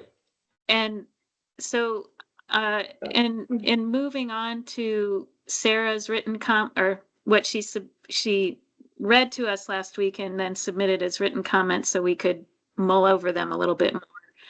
I do want to ask this question about why aren't there more consolidated appeals? And I think I did have a conversation with Brooke offline about that, but I think it's something that the report should address. And, part of it is just a timing thing that developers get their municipal permits before they even apply for their Act 250 permits, and the time frames just don't necessarily run together at all. That might be one reason, but other than that, I think it is something that we should explore in this report. And I don't know if you want to make any comments now, Brooke. We have about half an hour left on this item.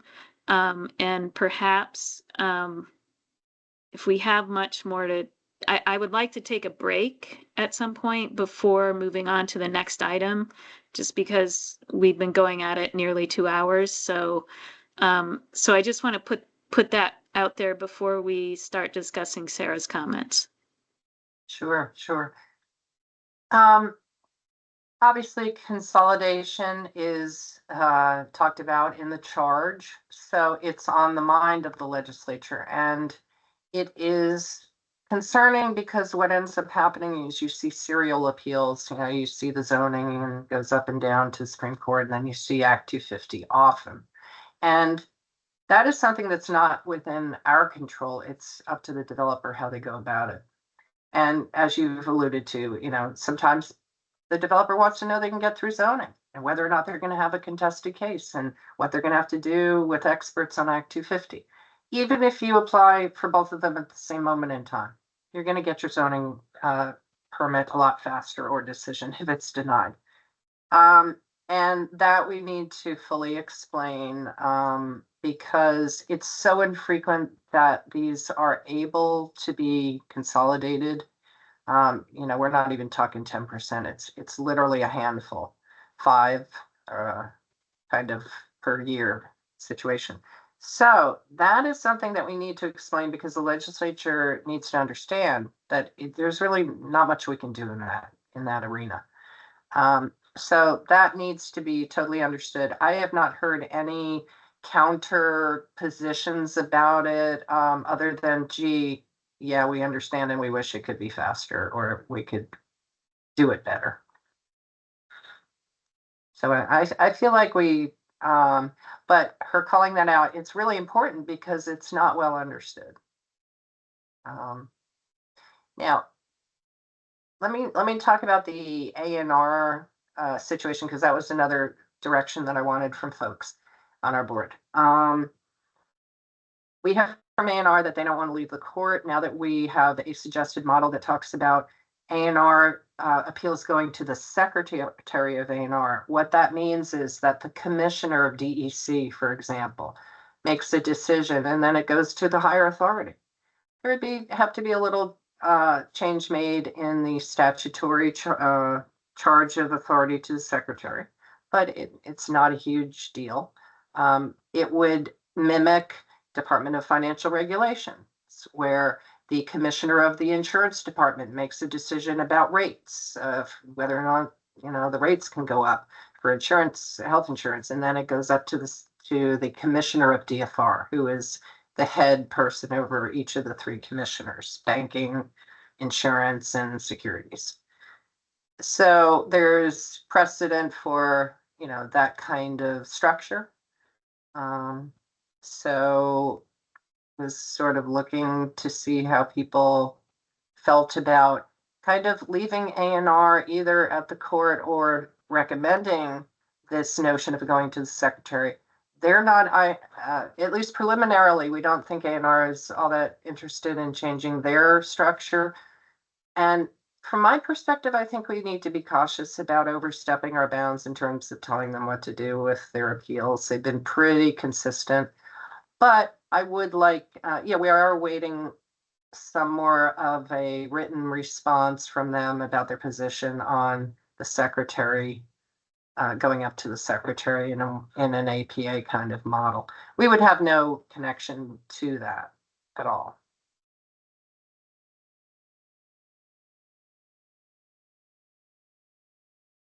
So is everyone all right with sort of leaving A&R aside and either staying with the court or recommending go to the Secretary? I feel like we need to explore with A&R why they're so opposed to that idea of, it doesn't change the way they make those permit decisions. It's not like the Secretary is personally involved in issuing those decisions. So what it would do is burden the Secretary with appeals. And, they would have to redirect their resources in that regard from the court to their own agency. But I think it warrants more discussion with A&R. I don't think we should ignore it just because we shouldn't be seen as telling A&R what to do. I don't think our charge isn't to tell A&R what to do, it's to make a recommendation. So, Alex? Brooke, to that question, one of Sarah's suggestions was to be looking at the data for appeals, like a 5-year look back and review to shed light on the types of appeals and times to resolve. I know you've done some of that, at least in the last, you've had data for the last 3 years, maybe. Do you have a sense from at least that slice of the data where the A&R appeals sits in terms of time to resolve and how many? And I guess we know how many they are. You reported on that, but I have no idea if those appeals are quick and simple, or if they take the court, months and months to resolve. Do you have any sense of that? I don't. I have not looked into. That's the one. The Municipal Act 215 A&R. I have not even looked at the A&R appeals from going into dockets and any of that. It's pretty time-consuming process to go into each individual docket. And shouldn't A&R be able to tell us that? You'd think that A&R has a robust legal staff, and if we just ask them, over the same 3-year period that we are reporting data on how many appeals to A&R permits there were, couldn't they just give us a little information about how long it took to resolve those? Or we could ask them to see if they have, like our spreadsheet of our cases, if they're doing that. I would imagine they might be. We can certainly do that. Yeah, it's an area that I have not come into contact with except once or twice. So I'm not familiar with, and as A&R has described it, it's like these decisions run the gamut from like some little one-page piece of paper all the way to, findings and conclusions. And that's another thing, because it's so technical, and that's why the lawyers are just like, This isn't something that should be coming to the LURB, you know, a land use board. It's something scientific that should stay with the courts, with the experts, you know, that kind of thing. And So, I think at least I, as a member of the board, agree with that, that they shouldn't be coming to the LURB, but I do think that there could be more discussion about, why they're so opposed. And, you know, I think, maybe, you know, we can recommend that the legislature put that one in the A&R court rather than ours. mhm. Yeah, I'm of the same mind, Brooke. I feel like I have no problem with our board including information about that possibility within our report. And we can acknowledge if A&R eventually formally says they're not in favor of that, in the same way we did in the wood products manufacturing, where we said, here are some ideas, and this one A&R was not in favor of. I don't have any qualms about adding it to the report. And you know, our recommendation may be blunted a bit if they continue to be opposed, but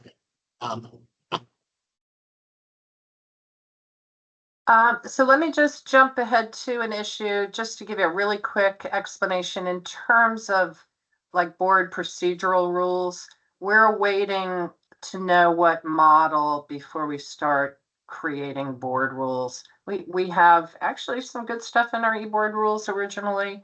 We have a little bit left in, you know, in our procedural rules now that are, you know, defunct, but we don't want to start wordsmithing stuff until we understand what the structure is, because we need to know that before we start constructing actual rules.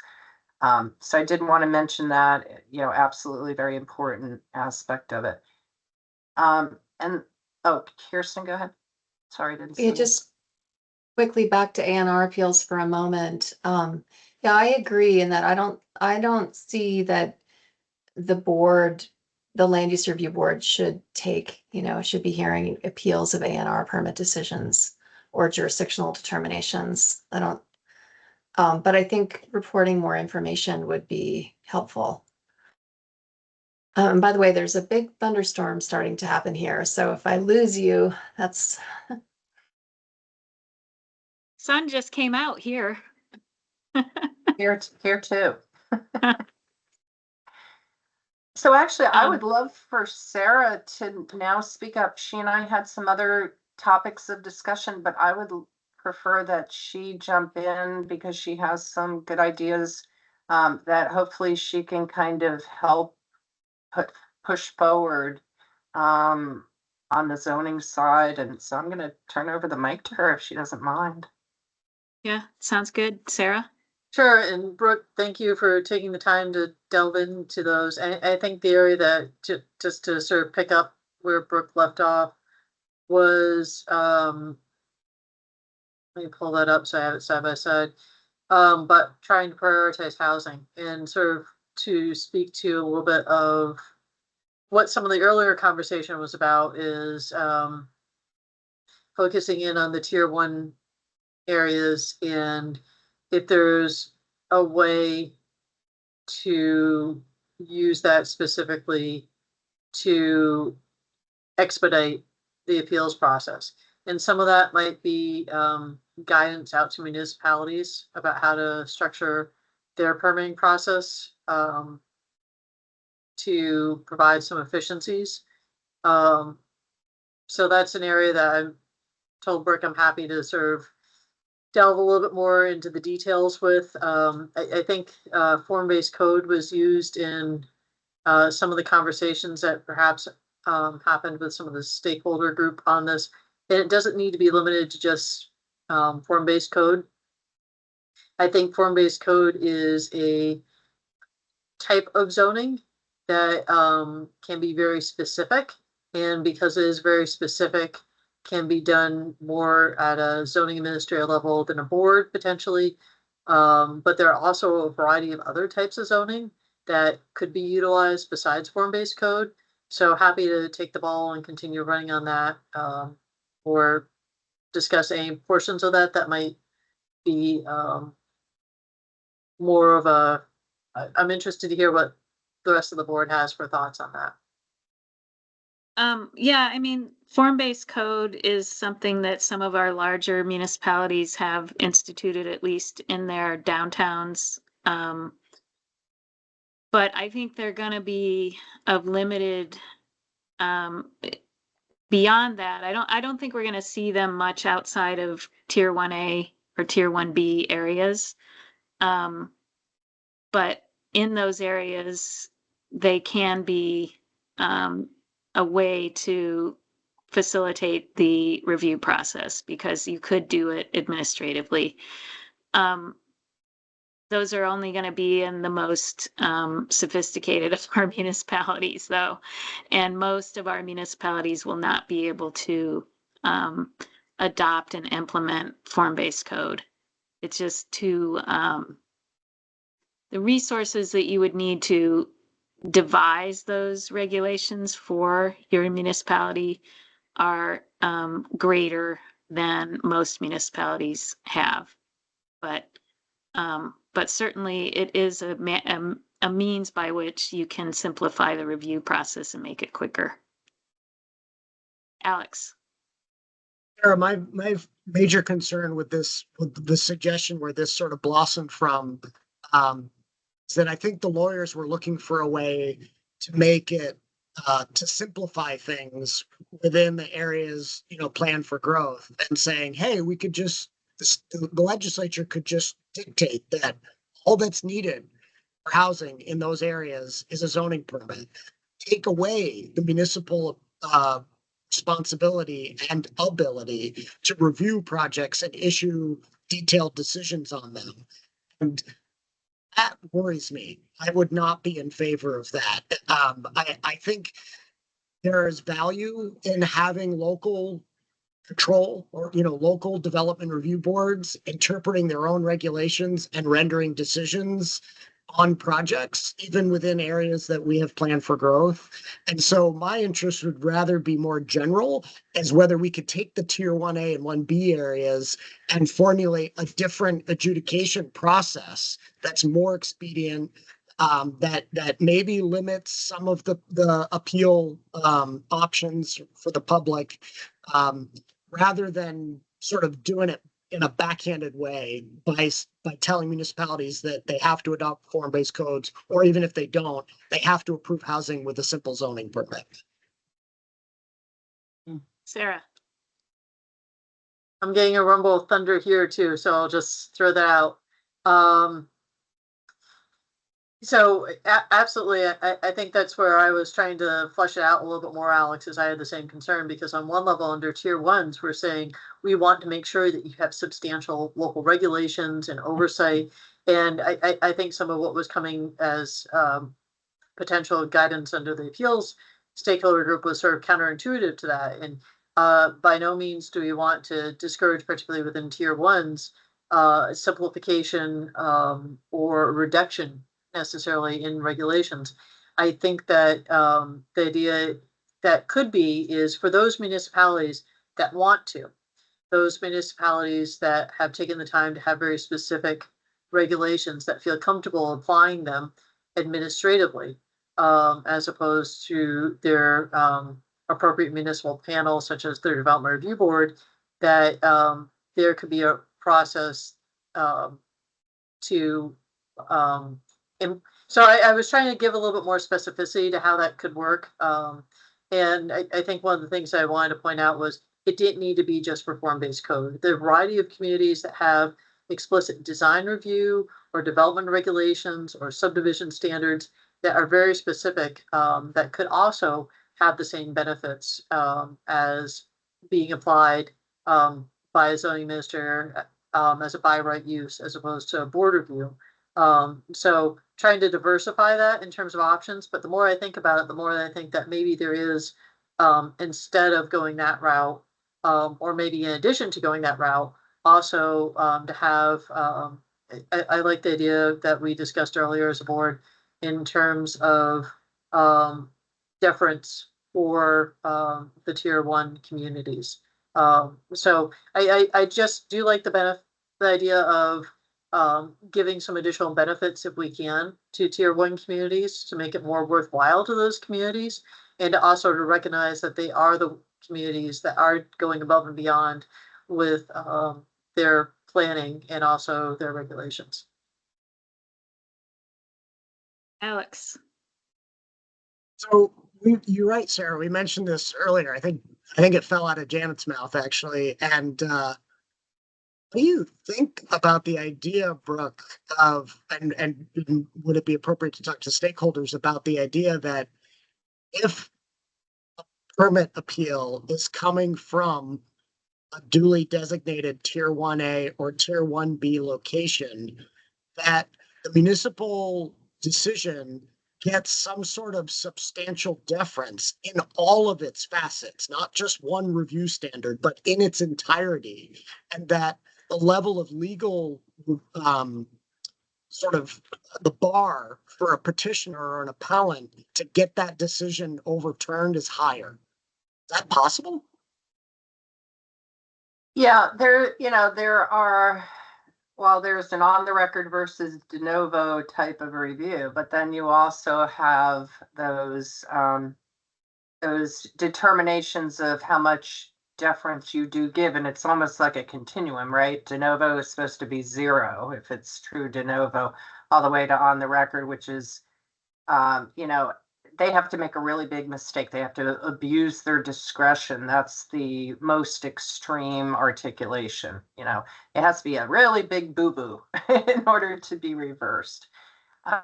And so where you fall in that continuum, now there is great deference, for example, given to the district commissions by the environmental division on findings of fact.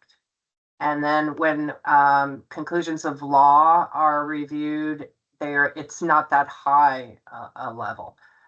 So those are the kinds of minutiae that really need to be massaged. Right now, our standards of review come from our case law.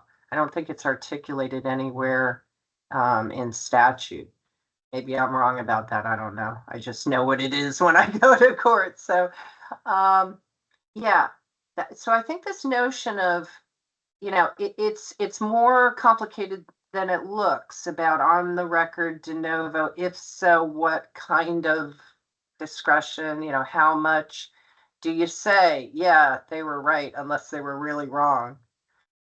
Yeah, so absolutely that needs to be further massaged. Now, I forgot your original question. If there was, No, I haven't hit it appreciate the yet. answer. I just think that the question of de novo versus on the record is too limiting, that it's possible to have municipal appeals be heard de novo, but still have the legislature in statute grant those decisions. I guess it would be hybrid. It wouldn't be fully de novo, but to grant those decisions some sort of substantial deference, such that, sure, we can talk about it all over again, but we're going to introduce the municipal decision into the record, and there better be something really wrong with it in order for it to be overturned. Not a procedural issue, but like substantive points of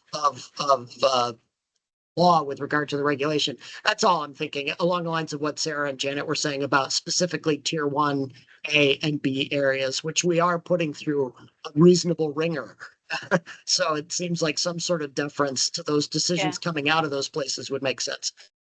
Yeah, I just want to point out that I would like to take a break in 7 minutes and end this appeals item at that point. So not to cut us off, we will continue discussing appeals in future meetings. So. Right. Yeah, I hear what you're saying, Alex, for sure. Absolutely. Can I just ask Sarah for clarification on one point in her written comments? Sarah, you write under item 3 about procedural rules that you are concerned about perceived inequities that may arise for those seeking to appeal jurisdictional opinions to the LURB, particularly if there is an expedited process or limited standing. I'm not understanding what your concern is. Can you elaborate? Sure. And I think this goes to, if we do hear Act 250 appeals as an entity that also issues the permits. And if we do also limit, for instance, party status and take away the idea for the sort of group appeals, I just want to make sure that we are transparent, that we have the appropriate firewalls, because that could be, I think I talked about within that too, that the apparent conflict of interest is as important as a conflict of interest, especially as we take up our environmental justice responsibilities to underserved populations that might not have the wherewithal to go through an appeals process. So just to be careful as we sort of stand it up and craft it, to still make sure that the appeals process is accessible, that's transparent, and that we do have those firewalls and adequately address apparent and also possible or perceived conflicts of interest as a board. Okay. I might talk to you a little bit more about that offline to make sure I understand, but I just wanted to point that out now. Anything else in the next 5 minutes to discuss on appeals here? Sarah, do you have any other points you'd like to make regarding your notes? No, I just very much appreciate this conversation today, and I really much appreciate the board's thought process on this. I think some of the ideas that we discussed today are fantastic. And Brooke, just thank you. This is a lot, and you are harnessing it all for us. So I think I volunteered earlier today. Anything that I can do to help you in this process. I think the rest of the board, not to speak for you all, is there too, but just so very much appreciate you sort of harnessing all this, the stakeholders, and continuing to move the ball forward down the field on this. Oh, I appreciate that. And yeah, this has been really a very rich conversation. I appreciate all of the input, Sarah. And we didn't mean to start this conversation without you, so we're just thrilled to be able to get into these issues a little bit more. And yeah, let me just finish by saying we have looked at the firewall issue. Allison and I talked with the PUC, the general counsel, Steph Hoffman. You know, they have the same situation. They don't even have a firewall articulated, but we do need to be very careful about that, since within our program, the district commissions, district coordinators are issuing those decisions. Obviously, we're supervising district coordinators. So we do have to be very cautious about this. And also, Allison and I also had talked with Steph Hoffman about like the role of the lawyer and making sure that, you know, for example, if they were writing a decision, maybe that would not be the lawyer to help the board adjudicate an appeal on that same case. Obviously, we have a much smaller legal staff. Even if we were to take appeals and needed additional attorneys, they have 15 hearing officers and a whole bunch of attorneys there. So they have a lot more flexibility because of the number of folks. And so that's an additional issue that we need to talk about, try to determine our timeline and capacity for this board to be able to move into any kind of appellate circumstance. And so Kirsten is helping me with the timeline and all of our tasks to try to give some thought. And we would love for everyone on the board to put their thinking caps on to make sure that we have a notion of all of these tasks, when they are completed, primarily what maintenance is required, about, you know, are we going to get additional regional plans after the big push? And is there going to be an amendment to tier 1 here or there? And so trying to figure out supply and demand, what do we need if we turned into this kind of appellate board for Act 250, or even with municipal appeals later? How many bodies, how much computer space, all of that kind of thing. And also, which I did not think about, Rachel has been given a lot of thought to in terms of isolating documents and computer, I don't want to use all the wrong words, it's a platform, but there might be different databases that need to be separated as well. So we have great people working. Our leadership team has embraced all of the questions and issues that I brought forward to them. So we are trying to also determine that, because all of this is theoretical and we need to understand logistically what could this board be capable of and when. So I'll leave it there.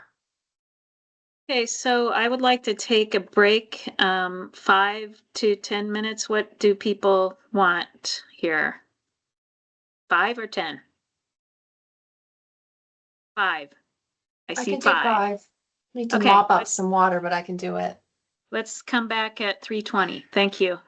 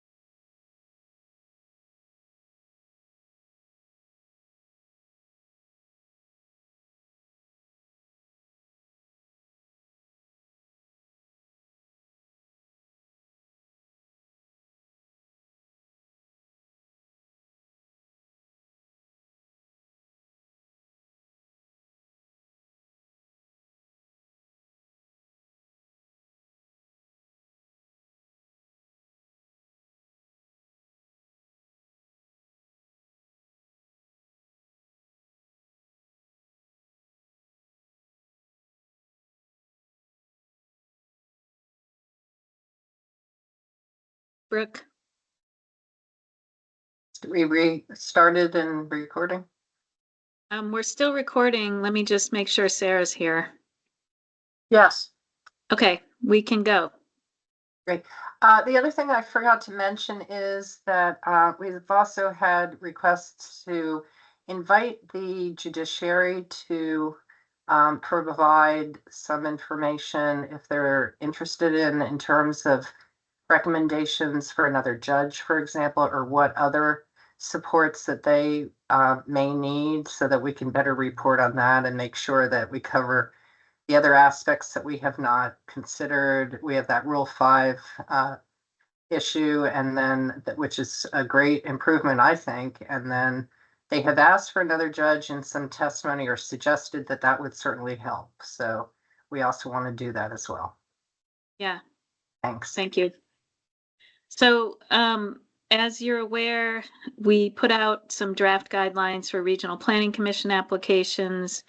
I'm hoping that you all had a chance to look at it. We asked for feedback from various stakeholders and are incorporating those currently. And I'd like to just maybe share that on screen and take any questions from any board members at this time. So I'm sharing a non-editable copy that shows some redlining because I think our staff attorney is probably working on it as we speak. So hold on a moment. Do you see that on screen? Yes. Okay. Yes. And can I just ask up front, are there any particular comments from board members after having reviewed this? I have a bunch, Janet, but I don't want to monopolize, so I'm happy to, take How it about, page by do you page. have, Or what's your overall impression and your most important of your comments? overall, I think it's great and comports with our prior discussions. I think it'll be helpful, and I'm not sure which is my most important comment or question, but one of them is, I think, more of a confusion that maybe you can help me clear up. So on page, like, maybe we'll have different paginations. Yeah, but, we might. So let me give you the section number instead. So it would be section 8 under pre-application submission. Yeah. And within section 8, subsection E. Pre-application. E, okay. No, sorry, Yeah. B as in boy. B as in boy. Oh, B, sorry. Got ya. So underneath B, subsection I, talks about for municipalities seeking neighborhood designations, RPC must indicate that each municipality has duly adopted municipal plan, yada, yada, yada. This is repeated elsewhere, I think, under the application requirements, not the pre-application requirements. I would note that the language is a little bit different in the application section, so they should probably be synced up, unless there's a reason for them to be different. But my main question is just this confusion. So help me understand. My original impression when Act 181 passed was that RPCs would be doing the future land use area mapping, and certain future land use areas would be eligible for center or neighborhood status. And I guess what I deluded myself into thinking is that was automatic, that if we approved a future land use map that showed it as a planned growth area, or that's not the right word, a village, or a village center, that it would automatically have that designation, and the benefit of that designation. And this language in terms of the pre-application and application requirements seems to indicate that no, you don't get it automatically. You have to ask for it, in addition to having the FLU be of the appropriate type. And so I dug into statute and I saw where in chapter 117, not chapter 117, sorry, in title 24, where we talk about the designations, it does talk about RPCs asking for a designation to be approved from our board. And so sorry, this is so contorted, It's but okay. my question is, it's not as simple as I thought, right? It's not as simple as getting an FLU approved by us. You have to do that, and you have to ask for the designation for center or neighborhood status. Is that right? It appears you do.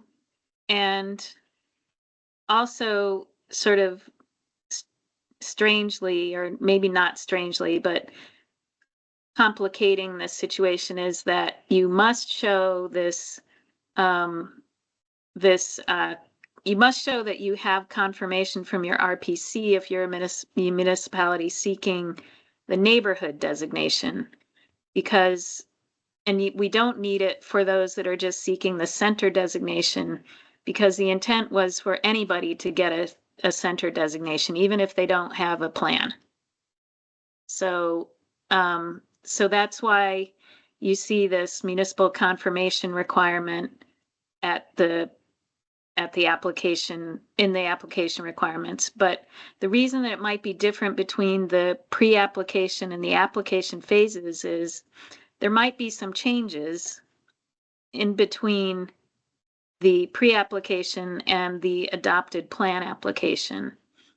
And so some of these things, the municipal resolutions, for instance, we were discussing today, do we even want to see those at the pre-application stage? Maybe not, because we don't really want those resolutions to be signed by the legislative body before the plan is actually adopted, because those are preliminary boundaries until they've adopted the plan. They could change between the pre-application phase and the adoption phase before we see it for the final determination. And I know this isn't getting at everything that you just said, but part of it, So there's a reason that it might look different between the pre-application stage and the application stage. There are some intricacies in, what we need to see at each stage as well. And we learned, that there is that, the language of the statute that sort of says the RPC is asking for this. And so we may need to make individual, findings and conclusions to deliver on those designations for each of them. So the only thing I'll leave you with is the differential in the language that I was noting is between this section that we're at, and I'm going to give you a section number now so you can just check it later. The other section is 9B I G. So just look at those two and see if there needs to be, they need to come together, or whether, like you said, it makes sense for them to be different. The section we're in right now just talks about neighborhood designations, and the other section also addresses some other things. Okay, well, that was one of my big sort of confusion parts. And then beyond that, like I said, I have a laundry list of little things here and there that I'd be happy to go through, but I don't want to suck up time, especially if other folks have, more substantive or bigger items. Okay, Brooke. Well, this is not a big item, but I'm not sure about the just the way the numbering is. And I was just curious if, like, Roman numeral and then a capital letter, then IIs, and then another capital letter in parentheses, if there were a more uniform way, like our guideline. I don't know, is this how most of our guidelines are, or do we want, instead of numbers, do we want Roman numerals and then capital letters? Just that that was my only issue because it seems a little bit out of the Funky. ordinary. Or clunky. So we're trying to use the program template. And Aaron, I don't know if you can comment on that. Are you with us? Yes, I am. Do you, I are you thought able we- to? I Yeah, go thought we ahead. agreed during the meetings about this, that the numbering was funky and that we needed to tweak it, but I haven't been involved in tweaking it.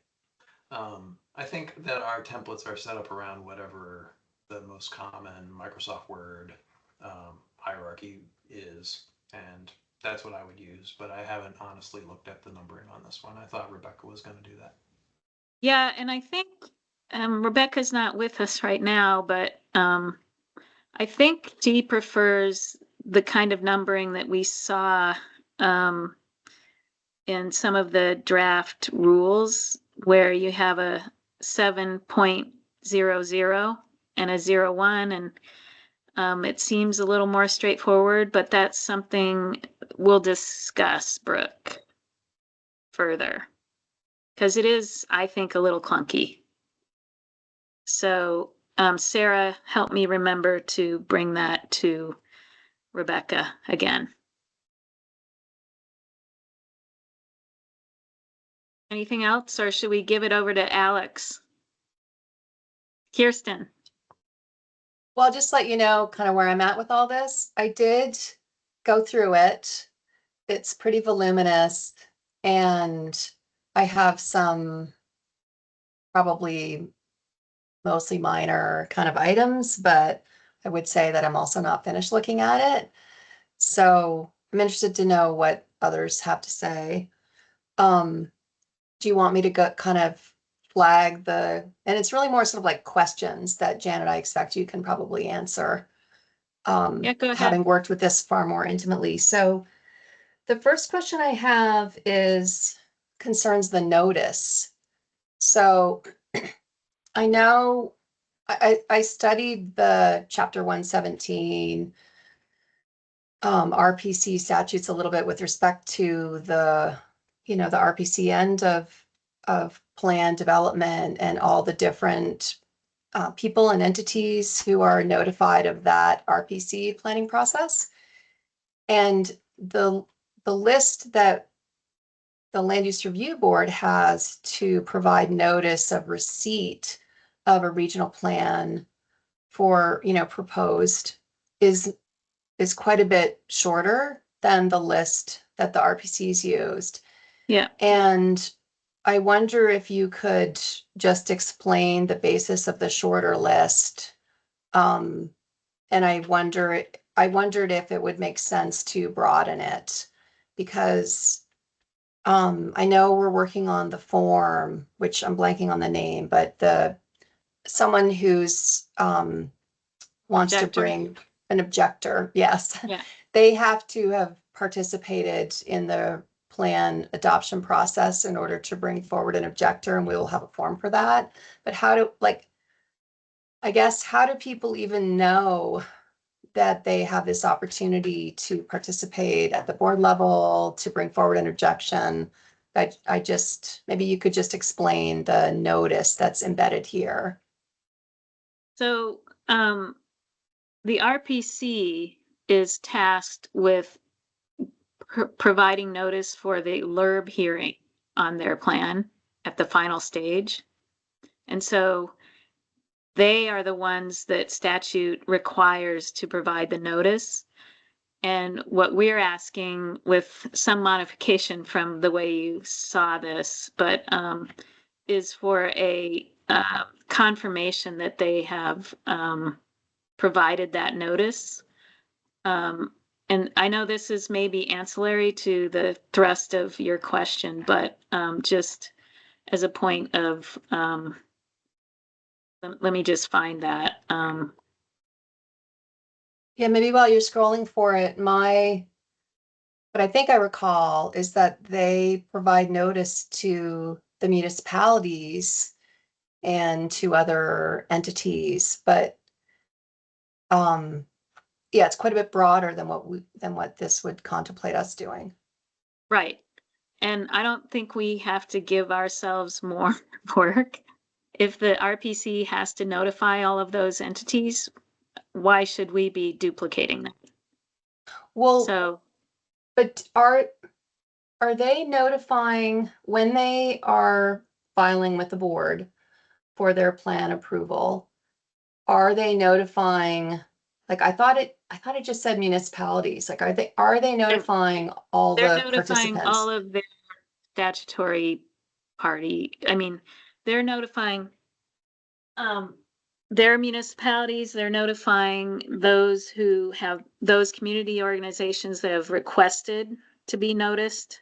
In particular, they're notifying the state agencies. Let's see. Okay, I didn't remember seeing the state agencies in this, Um, but as long as it's happening, I just want to make sure it's happening. It's happening. And then what we've asked for, if you can see this on screen in the gray Mhm. or purple, depending on whether I'm in it, is that we want them to tell us that they've done that and show to us that they've done that. However, I felt like if they did that and they did it within the statutory timeframe that they were required to do it, and they just forgot to send us that email, I would say we are not going to make them do this over again because they forgot to send us an email. So I modified this a little bit. If the applicant does not provide timely public notice, the public hearing will be rescheduled. Instead of if they don't notify us, the public hearing will be rescheduled. Does that make Yeah, as long as sense? people are effectively receiving notice, that's what matters. Yeah. So So- in addition to their notice, we do what is listed above here, A through E.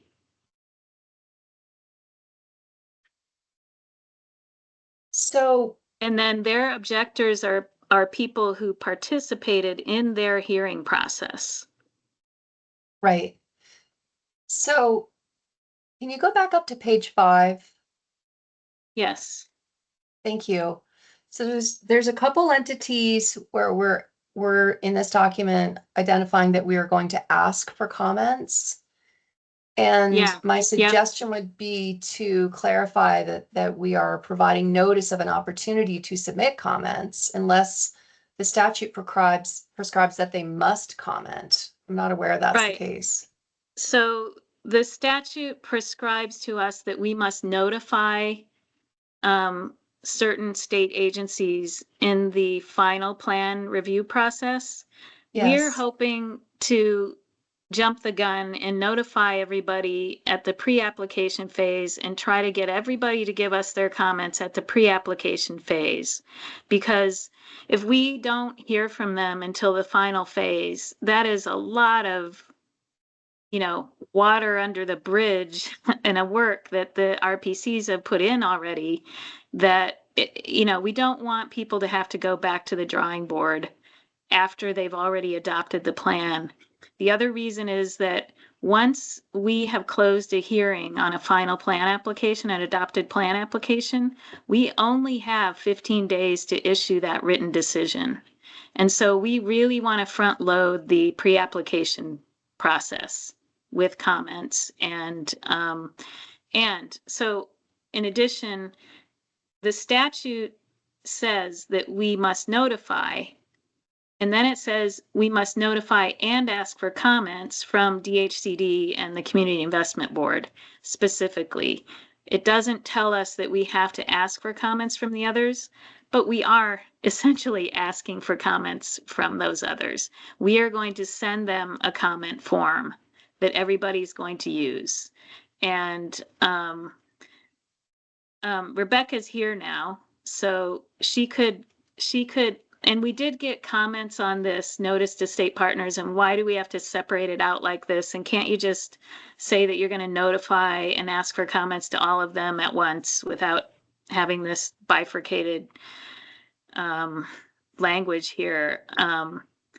So we're thinking about that, but Rebecca thinks that it's best to present it the way it's presented here at the top of this now, page 6. Does that answer any of that for you, Kirsten? Yeah, I guess the way this was worded to me and sort of suggests that they must provide comments. But I presume the form will provide the opportunity for the party to simply say no comment as a possible response. Or just to leave a lot Just of saying things for blank? comments, if any, on areas Yeah. categorized. Like Yeah. that wouldn't be bad. Yeah. So we can't compel anybody to make comments. We can Yeah, only ask exactly. for them. Yeah, Exactly. so, yeah. But we must ask for comments from those two entities that are listed, DHCD and CIB. Do you have more, Kirsten, or should I answer Alex's Why raised don't you jump hand to here? Alex? I do have more, but why don't you Okay. jump to Alex? Alex, Okay, can you go to the interested party objection section? yes, sir. I want to see if you changed it before I ask my question. What's the section number, letter C, number 9C. 9C? Opportunity to speak? I think you might have scrolled past it, Janet. Oh, am I We could in go 10? back up a little Oh, C. I see. Got it. here. Got it. Okay. Yes. So the problem that I noted, which maybe it's addressed somewhere else and I didn't see it, but I didn't see it, is that nowhere in here does it indicate that an interested party has to have participated during the regional plan approval process and express some sort of objection. Yep. So we have to provide a form and they will have to show on that form that they participated. And our guidelines should say that. Somewhere in here, it should say not just that interested parties may object, but it should say interested parties may object if they have participated in the process. You know what I mean? It's nowhere in there does it clarify for somebody that it's not just that they were interested, but also that they participated. Right. So the objector must identify, maybe in this paragraph here, we can say, the objector must show that they participated and they must identify specific elements, blah, blah, blah. That would fix it. That right Okay. there would do the trick. Rebecca, did you catch that? But what I will tell you is that if you follow the rest of the language in this section, there are other sections where it talks about consideration of objections and some others where it to me anyways, it felt like it needed another caveat about and participated. What I'm trying to get at is I don't want somebody who's aggrieved to look at our guidance and miss the fact that in all of these sections where we're talking about definitely answering their question and factoring in their input, we're not going to if they didn't participate in the regional plan adoption process. They just don't get heard. We could do is add objector to the definition section and explain that they will show on the objector's form that they meet the criteria for an objector. Might be a nice way to globally deal with that without having to go through each section of the guidance document. Yep. Yeah. Go ahead, Rebecca. You're about to speak, are you not?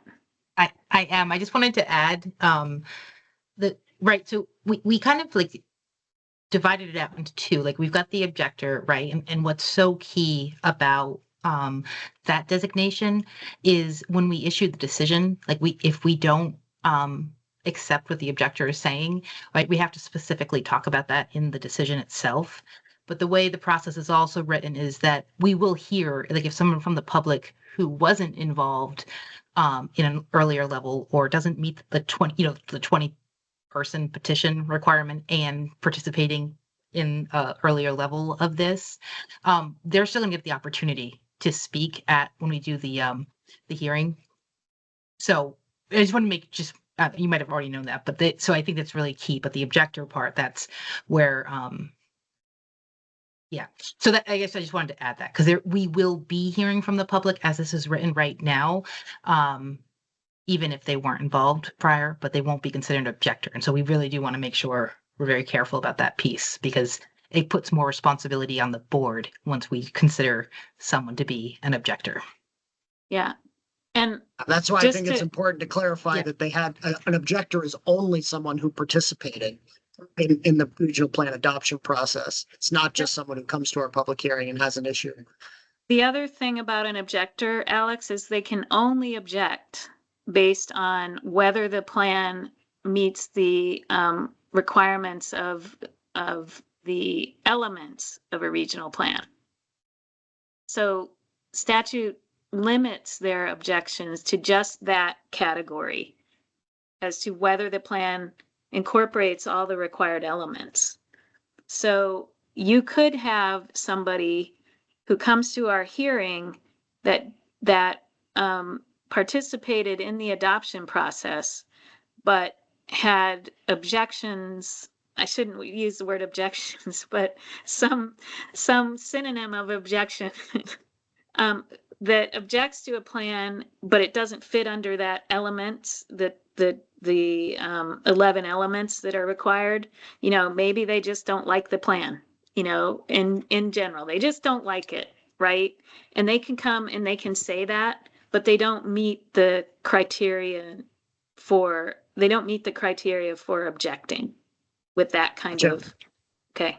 Gotcha. My other comment was on during the pre-application review portion of the document. It talks about the plan review committee may conduct a public meeting with the applicant in the applicant's region to seek Yeah. additional information about the pre-application. I hope that that's permissive. It sounds permissive. I hope it's not exclusive. I hope that the plan review committee can communicate with the applicant outside of a public meeting.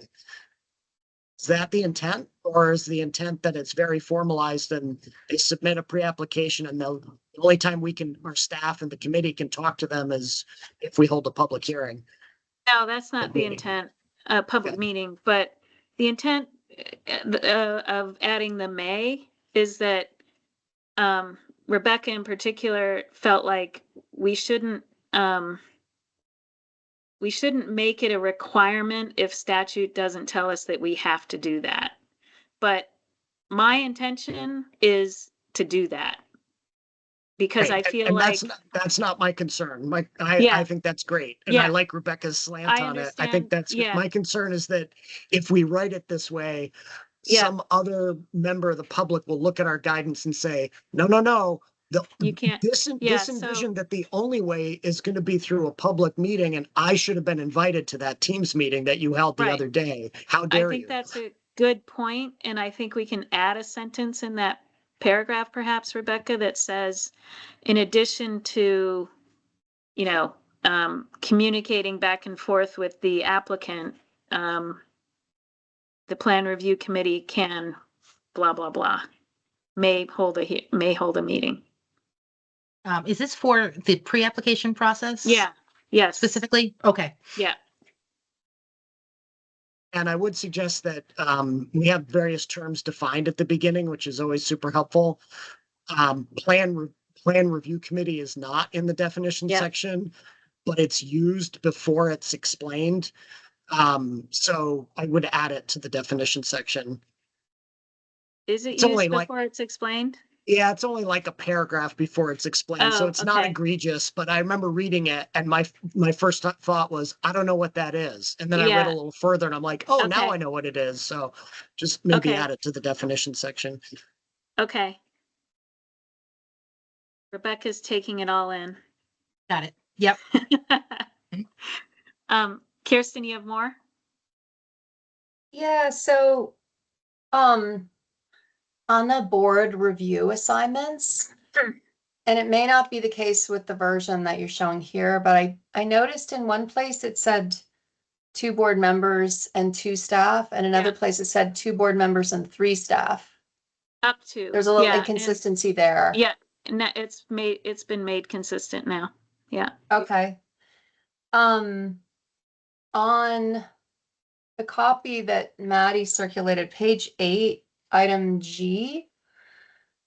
So I think you'll have to go back up, which is the municipal bylaw information indicates that a letter from the RPC can suffice. But I think that we should also include the opportunity to rely on the list that the board maintains for the 1 acre, 10 acre towns. I mean, it's kind of open-ended. What I'm sorry, information I'm having the trouble finding the section you're referring to. Yeah, me too. Is it go back up to, it's like on page 8. right? like- but the pagination has changed, so Yeah, but that'll at least put you in the is that ballpark. section Yeah, 9, it's right section there. 8, or section 10? Yeah. Where was it? Oh, here. It was Proof? in, No? here, I'll tell you what section it's in.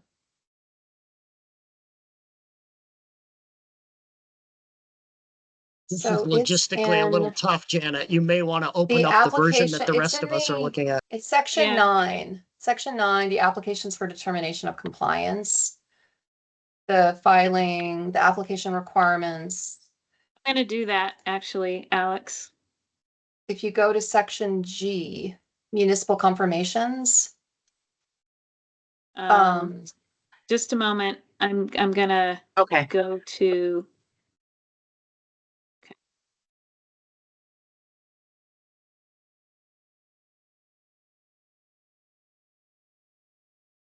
I don't think it's necessary that you even necessarily like find it right now. I think what I'm Janet, describing I have captures found it, if that makes it any easier. It's okay. I've got it open now, and it's page 8, and it's G, municipal Yeah. confirmations.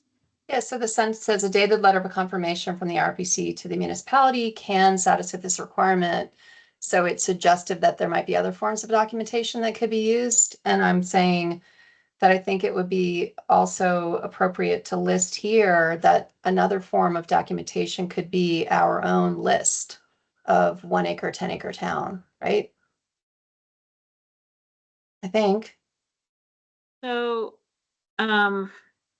it could be one source, yes. But, we still have to have I'm sorry, Documentation. something just happened to my Adobe and it closed on me. So now I can't even look at it. So, but Well, I think we're not just looking to see whether there are subdivision and zoning regulations with the confirmation. So There are duly other- adopted municipal plan and a confirmed planning process.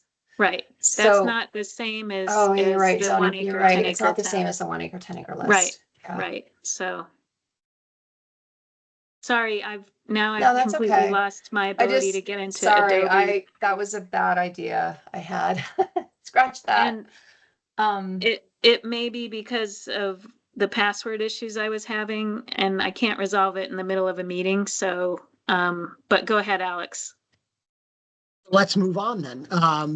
So got a couple more, Rebecca, this too. is a better question for you anyways. In issuing a determination, there's a couple sentences that I think read like you might have written them. The recommended determination will include findings of fact and conclusions of law separately stated. And then another sentence, the findings of fact must include a concise and explicit statement of the underlying facts supporting the findings. Why is this in our guidance? It doesn't appear to track with the statutory requirements for our determination. So, I mean, I'm not arguing that we shouldn't do such things. I'm just saying, why would we bind ourselves to that particular format for the determination if we're not compelled? I think it is in statute, isn't it, Rebecca? And that's why it's there.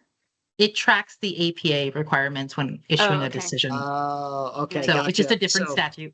Yeah, I'm not versant with the APA, so thanks No, for these are filling me in all on that. wonderful comments. So Yeah. like we've really thought a lot about this. So, but that's where that came from. Here's another one that is a statutory, a piece of statute that I could find. So in further down in that section, when we make a negative determination, this is after they've had their 18 months and we've made a negative determination and they haven't figured it out. It says that if the RPC fails to secure an affirmative determination of the regional plan within 18 months of the initial negative determination, all member municipalities will lose designation benefits, Act 250 exemptions, and eligibility for state infrastructure improvements. That is similar, but not the same as what is in 24 VSA 4348L. I would just appreciate it if it was the same as what was in that section of the statute, because I think the statutory section says what happens and then gives some examples, and this section makes it clearer than it trying to make it clearer than I think it should about what happens when they don't have this determination. Oh, yeah, You don't because need it to talk says through it now. unapproved. Just Actually, that's an important point. I just was reviewing it, Alex, because the statutory language says the plan shall be considered unapproved. and I Which- wasn't even going there. I was just talking about the rest of the sentences that talk about Well- the types of things that might happen in terms of state Yeah. infrastructure improvements and such. The wording's just a little different. But also the fact that the plan is unapproved is important because it has wider implications for the RPC. And, you know, like if it had an adopted, what exactly does it mean? Well, anyway, I think Rebecca heard that. I got it. Yep. Thanks. Janet, I have the But PDF add up to and I that- can share my add to that screen. the unapproved question, Rebecca. Sorry, Sarah, go ahead. I was just gonna say, I have the PDF that was shared with the board up and I can share my screen and I can drive if you want. I think it's what I don't know. What do you think? Do we need to show it on screen, everybody? If it matters, I'm done. You won't listen. You won't hear Okay. any more from me. Okay. Kirsten has some more, and Brooke had her hand up briefly, then put it back down. So I don't know. That's Kirsten, just go the ahead. So- APA that was just the APA thing. Oh, okay. The GIS format that's prescribed here, did we coordinate with VCGI? Like, how did this wording come about?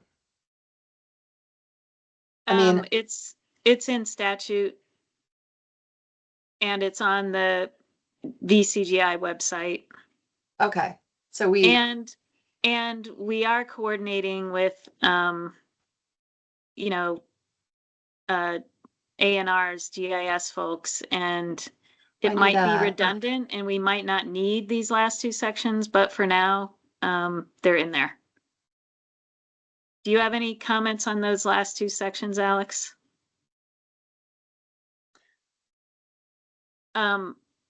We did remove one paragraph from the last section regarding changes.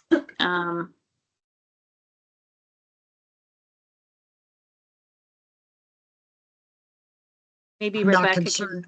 I'm not concerned Okay. about the GIS formatting as much. I think regardless of what our guidelines say, like it's going to have to pass muster and yeah. So We'll here's a figure it out. question I would like to ask, and then I think we need to wrap up, but the regional plan, it must include a future land use map. And we are asking that these be submitted to us in a PDF format. And we tried using the term scalable, but there was some confusion among CCRPC planners in particular as to what exactly we meant by scalable. But we need to look at those future land use maps in particular very closely. And we need to have, you know, good resolution at a very local scale in order to do our due diligence on those, on approving those boundaries. So So I guess I would just ask that particularly those who have some experience with GIS to make sure that what we're asking for in terms of a format is going to work for us. Does that make sense? Okay.